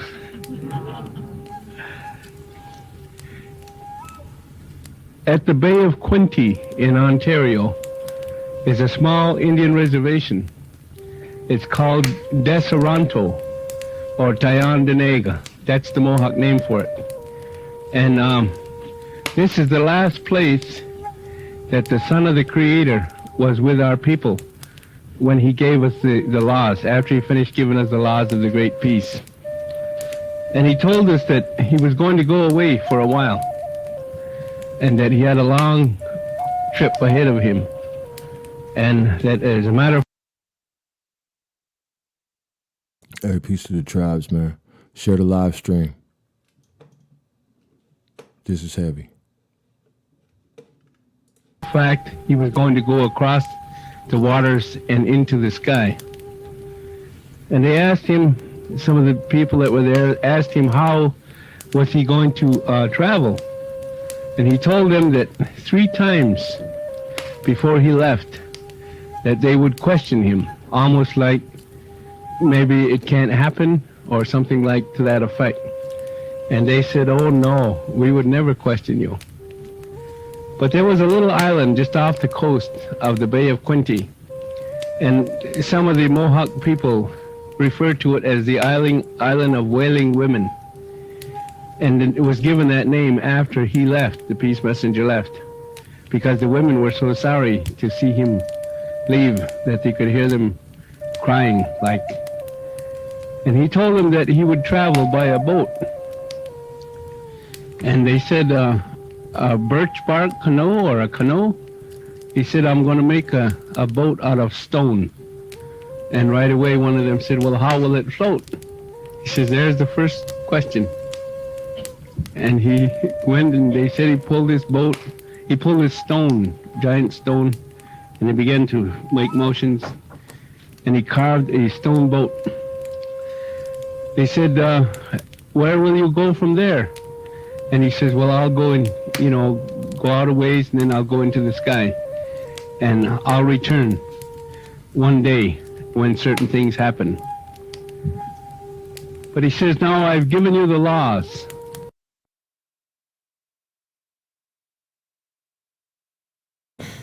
Let me give y'all a little clarity.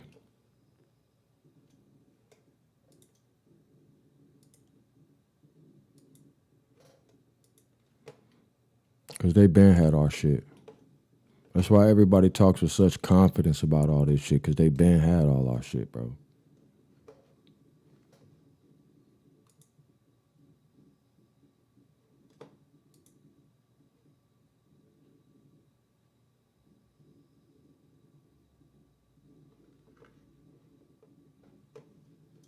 Here, let's just throw this on the screen. This for a whole nother build I got coming up, though.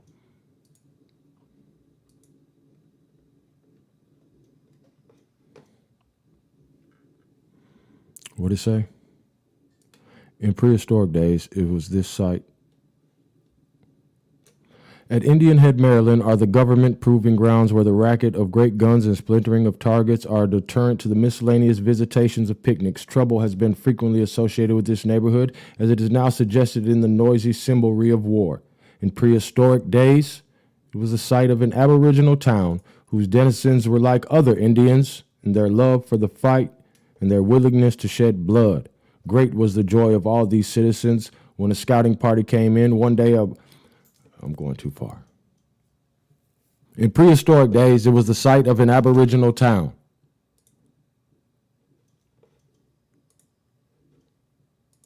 I got other shit.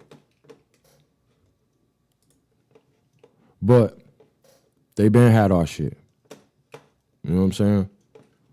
So, yeah, he choking on the goddamn knowing that we the real motherfucking aboriginals. They got all the motherfucking pictures of us.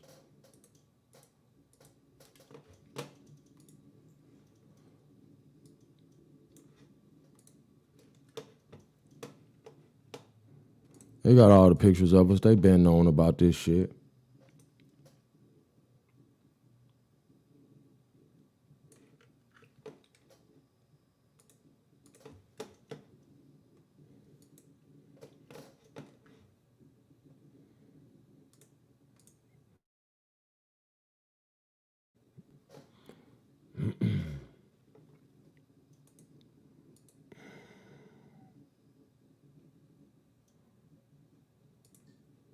What you think about that?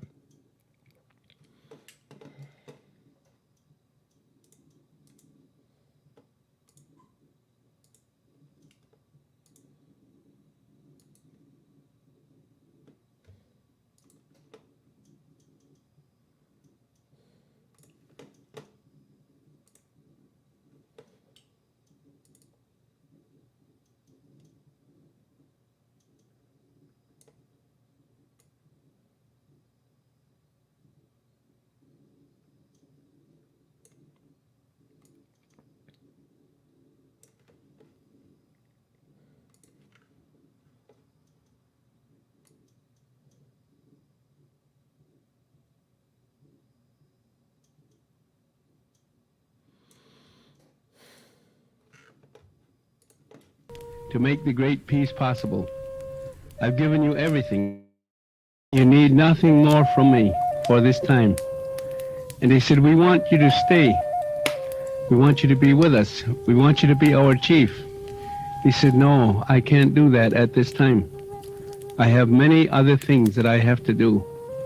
And he said, when I come back, maybe that could be possible. And then he told them a prophecy. He said, there will be a time coming when a great white serpent will come upon this land. When he first comes, he'll be weak, he'll be feeble, he'll be hungry. He is still a creation of the Great Spirit, and you must receive him as such and nourish him into health. But he'll bring things with him which you cannot accept. 3 things. One will be a cross, one will be a black book, and one will be a bottle of fire water. Well, the Indian people didn't know what fire water was. They never heard of it.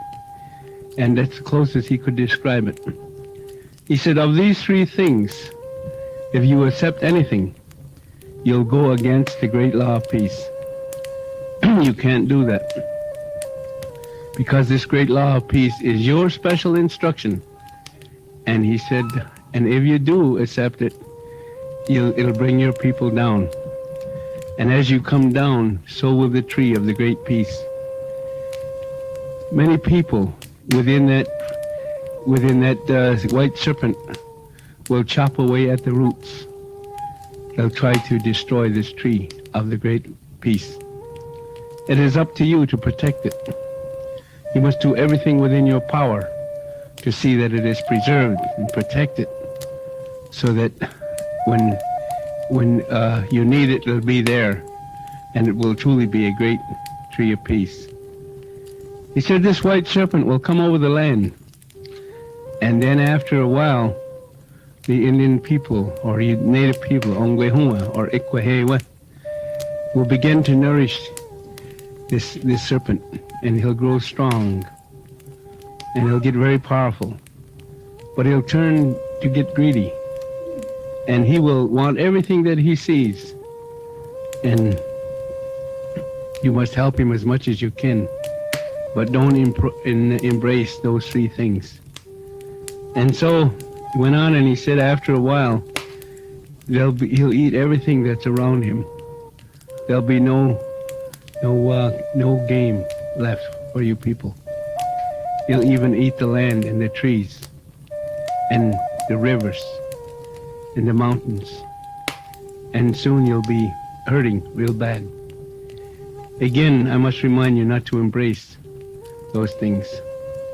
It goes on to tell that one day he'll become so powerful that anything he wants, he'll be able to get. And when that happens, you have already embraced some of these 3 things. Then you people will become weak. You'll be like babies. you'll hardly be able to stand on your 2 feet. Your mind will become different. Your voice will become different. Your language will change. You'll be in the belly of this serpent, and he'll eat your grandmothers and your grandfathers and your children, and you'll not recognize hardly any more of your real people. He said, and the time looks very, very dark ahead of you. And suddenly, after a long time, he'll be looking at your throat. And one day, he'll reach his hand around the throat of your real people. He'll be choking the life's breath out of you. When suddenly from the north, this nigga choking up, telling our story. He know. That's the ancestors on his ass, dog. But fuck all that, man. Don't miss the forest for the trees, all that, whatever the fuck.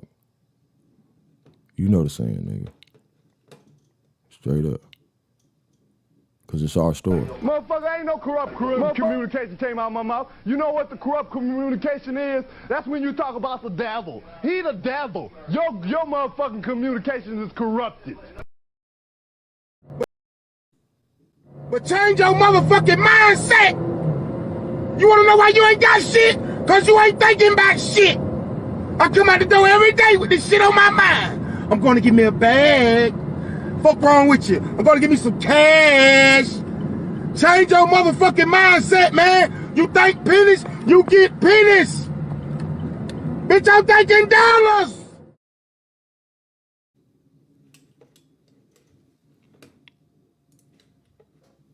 trees and rivers and the mountains, and soon you'll be hurting real bad. Again, I must remind you not to embrace those things. He goes on to tell that one day he'll become so powerful that anything he wants, he'll be able to get. And when that happens, you have already embraced some of these three things. Then you people will become weak. You'll be like babies. You'll hardly be able to stand on your 2 feet. Your mind will become different. Your voice will become different. Your language will change. You'll be in the belly of this serpent, and he'll eat your grandmothers and your grandfathers and your children, and soon you'll not recognize hardly any more of your real people. He said, and the time looks very, very dark ahead of you. And suddenly, after a long time, he'll be looking at your throat. And one day, he'll reach his hand around the throat of your real people. He'll be choking the life's breath out of you. When suddenly from the north, a great red serpent will come and circle him and will flex his muscles. And this red serpent will be very powerful and very vicious. And the white serpent will immediately get afraid, and he'll drop you to the ground like a helpless child. You'll be so weak at this point, you'll have no leadership, you'll have nothing. And as the two serpents begin to circle each other, the red serpent will reach around the back of the white serpent and pull from him a hair. And some people say it's a feather, some people say it's a hair, but I don't think that this matters. And a giant wind from the north will carry that hair south into the waiting hands or the waiting arms of another serpent, a black serpent, who is fresh from a great swim south, that he just come from the south and he landed on the shore. And he has been victorious in a great battle where he came from. And he has heard of things that he knows is happening, but he wants to be reassured. He knows that he must get into a great fight. When this happens, he reaches in the air, and he grabs from this hair, closes his hand very tightly, And after a short while, he opens it slowly. And that hair turns into a woman, a white woman, who tells him things that he knows to be true, but that he wants to hear them again. And when she tells it to him, he becomes infuriated, very angry. But with great love and great respect, he takes this white woman and gently places her on a great rock, and with all the respect, and he makes a beeline north to where the fighting has taken place. And in the meantime, as the black serpent is coming, he said that our people, the real people, will begin to rally a little strength. At first it'll start with the younger people. And then a choice seer will come among you, one that will be in his teens at that time. And he'll be given such great spiritual strength and power that he will be able to reach the ears and the eyes and the minds of many, many people, thousands at one time. And then he will have the power to unite them and to bring them together. Because at that point, he's looking around for some way to save not only himself, but the rest of his people who are just nothing but almost babies at that point. It said as he looks around him, he sees his aunt laying in a grave. Half of her face is sticking out of the grave. He sees some of the flesh has gone, and the bone is sticking out, some flesh still alive. But he notices her hand move, and he noticed that her heart is still beating. He sees his mother's, grandma, grandpa laying in this grave, very weak, some near death and some dead. And he knows that somewhere, way in his past, there were ancient, very sacred songs that he could have sang if they'd have passed this information onto him. He could have sang to restore the flesh, to bring the life back to his people. But the old people never gave it to him. There they were laying there. Nothing had been revealed to him. So he begins to work very, very fast, going around group to group. They said, we must leave this place. We can't be involved in this big war that's coming. We must gather our people. He says, at that time, you'll crawl. You wouldn't walk because you'll be too weak. You'll crawl south to the land of the hilly country and gather beneath the elms. And then he said, there you will renew your covenant with the Great Spirit. There you will renew your sacred instructions. There you will get back many of the things that you have lost. And he said, and as this thing takes place, you turn your back on the war. Never pick up any gun or anything, or any means, bow and arrow, anything to fight anybody. But you renew the covenant with the Great Spirit. And through a lot of pain, you'll get back these ceremonies, these ancient songs that can restore the flesh. Through a lot of pain and suffering, you'll get back what your grandma and your grandpa had failed to tell you. So hard will you be working, and so fast, that you'll forget to cut your hair, and your hair will grow longer. Your voice will change, and you'll become strong, and you'll become leader. And as you're gathered in the hilly country, you follow two deer. They're both white. One has 3 rows, 3 lines, black lines, and one has 3 lines of dots. These will carry you into the hilly country. And then you'll stand up there and you'll watch the great battle take place. Said the battle will open real slowly at first. There'll be a lot of pushing, a lot of shoving, a lot of words. And suddenly it will become so violent that the mountains will split and the rivers will boil and the fish will turn up on their bellies. There'll be poisonous insects coming to life. There'll be bees, very poisonous to sting. It can kill anything. They'll be coming in from the south. and strange bugs and beetles will crawl out of the ground. And in such pain because of things that's happening, they'll attack anything that moves. Those who are not protected by the spiritual power, the Great Spirit, will have to suffer and will probably die. Not all of your people will go with you. Who cut your hair?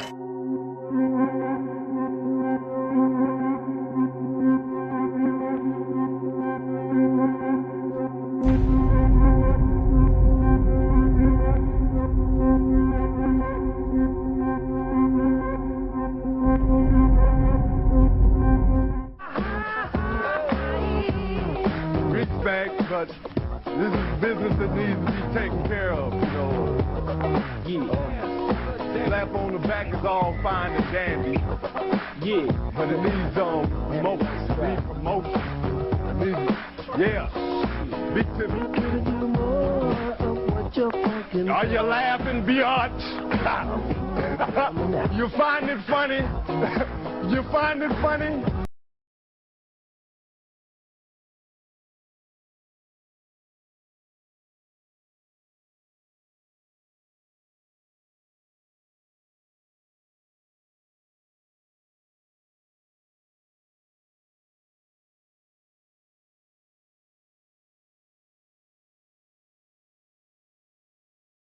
The power of the Great Spirit will have to suffer and will probably die. Not all of your people will go with you, he said, when this takes place. And during the course of the time when the two serpents are locked in battle, he said that you will hear the wailing of your people for miles and miles. Some will be crawling because they'll have no legs. Some will be walking very painfully or walking on one leg, trying to get to the hilly country too late. Many will not make it. And he said, you must be very, very careful because you could very easily be one of these people. If you clear your mind, you clear your heart, get back to the sacred instructions that I gave you. Only then can you save yourself. Only then can you be there when I return. But he describes the battle, which goes a long time, and I can't go into this. And it tells about a terrific heat.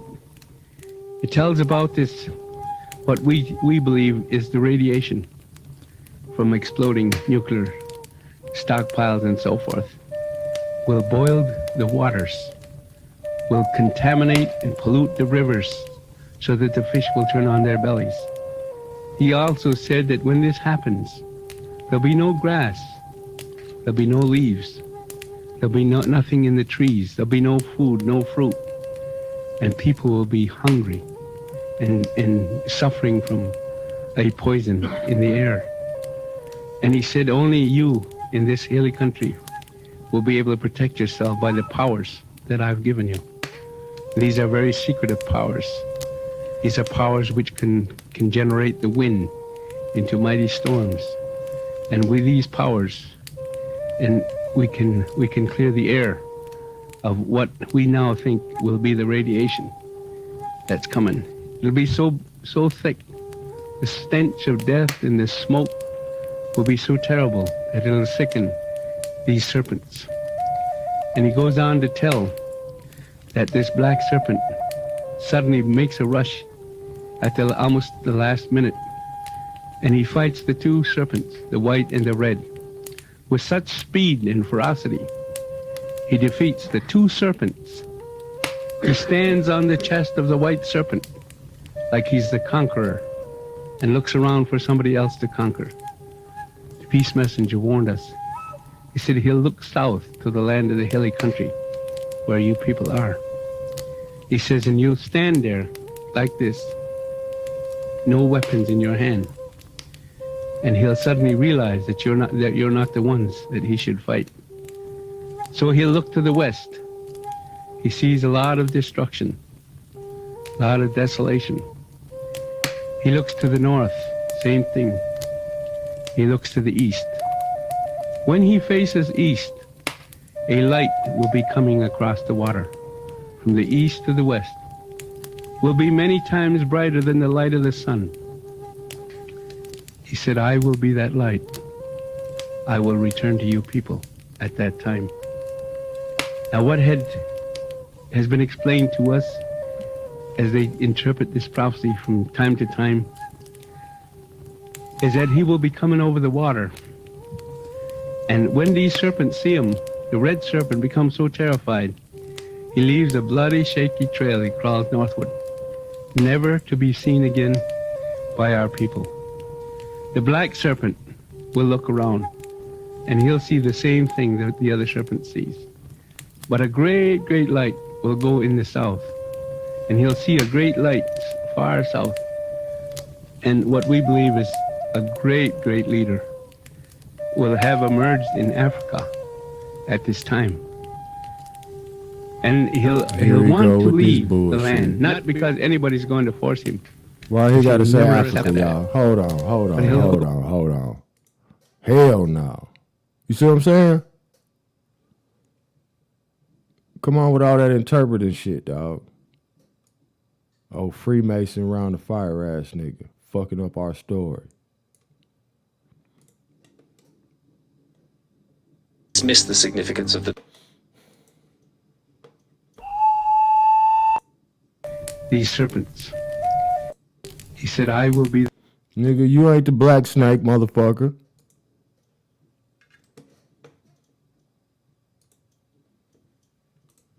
Now they want to be black, y'all. When the prophecy around the goddamn campfire, nigga want to get all black and shit. You ain't black. That light. I will return to you people at that time. It has been explained to us as they interpret this prophecy from time to time is that he will be coming over the water. I'm muting this bitch ass. You say the black snake coming over the water. We the Atlanteans, bro. He leaves a bloody, shaky trail. He crawls northward. Hey, mad. Never to be seen again by our people. The black serpent will look around and he'll see the same thing that the other serpent sees. But a great, great light will go in the south, and he'll see a great light far south. And what we believe is a great, great leader will have emerged in Africa at this time.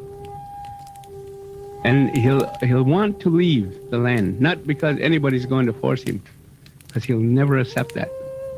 But he'll go back to a great leader, and he'll go back in honor and everything. The white serpent will see that light coming closer, and he'll decide he's going to meet the light. He goes eastward, crawling, wounded, toward that light. When he reaches the shore, his right arm will fight his left. His body will be ripped in two. And they say a portion of the right arm and the body will dip into the sea and swim eastward. And after a while, this white serpent portion will disappear under the water. And our native people will be watching it. Very, very quiet. And all eyes will be upon that light that's coming. And they'll think that that white serpent that portion is dead. But after a while, they see it come back up to the top and still swimming eastward. No more is mentioned about that portion of that light. But the portion that remains will fight against himself. That's his left side. And will split up. And a small portion of that will crawl south to the land of the hilly country and gather with our people. He said at this point, they'll be weak, like a child to a father. And they'll never, ever emerge in any position of leadership anywhere again in this world. That they will become like children to father. And only will you notice them when you feel the tug on your pant leg. And you look down, you see the portion of that white serpent. And you must accept him. And then it goes on to say that he gets closer. And when he reaches the shoreline of the ocean, which would be the Atlantic Ocean here, that he will turn into a man, a giant, and he will be our peace messenger. And so quiet will everything become that the sky had been kind of blackened by the smoke of war and death and wanting another. And then the forces that we call upon to bring the high wind will take all these stench of death, smoke, all these black things, and take them high into the sky to remove them forever. Wait a minute. And it'll become so silent that for the first time, we'll begin to hear the grass pushing through the ground. That's how quiet it'll be. All the animals that are with us, that have followed the deer, will listen and watch. So quiet you can hear the grass growing. And when he steps on the land, this will take place. And then he'll return to us. And very slowly, the male and female deer will walk out onto the land and begin to eat the grass that's growing. Which means that the poison and the radiation that had been caused will be all finished. And life will become beautiful again. Those that survive will have a very beautiful time of it. But this is just a rough, very quick portion. Change your motherfucking mindset! You wanna know why you ain't got shit? Cause you ain't thinking about shit! I come out the door every day with this shit on my mind. I'm gonna give me a bag. Fuck wrong with you? I'm gonna give me some cash. Change your motherfucking mindset, man! You think pennies, you get pennies! Bitch, I'm thinking dollars! I'm ready. How can black people rise up and overcome? How can they rise up and overcome? Oh, can they overcome? That is correct.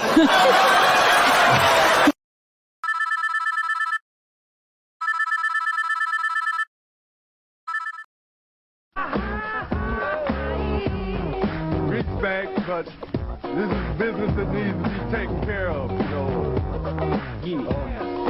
Slap on the back is all fine and dandy. Yeah. But it needs promotion. It needs promotion. It needs, yeah. Big tip.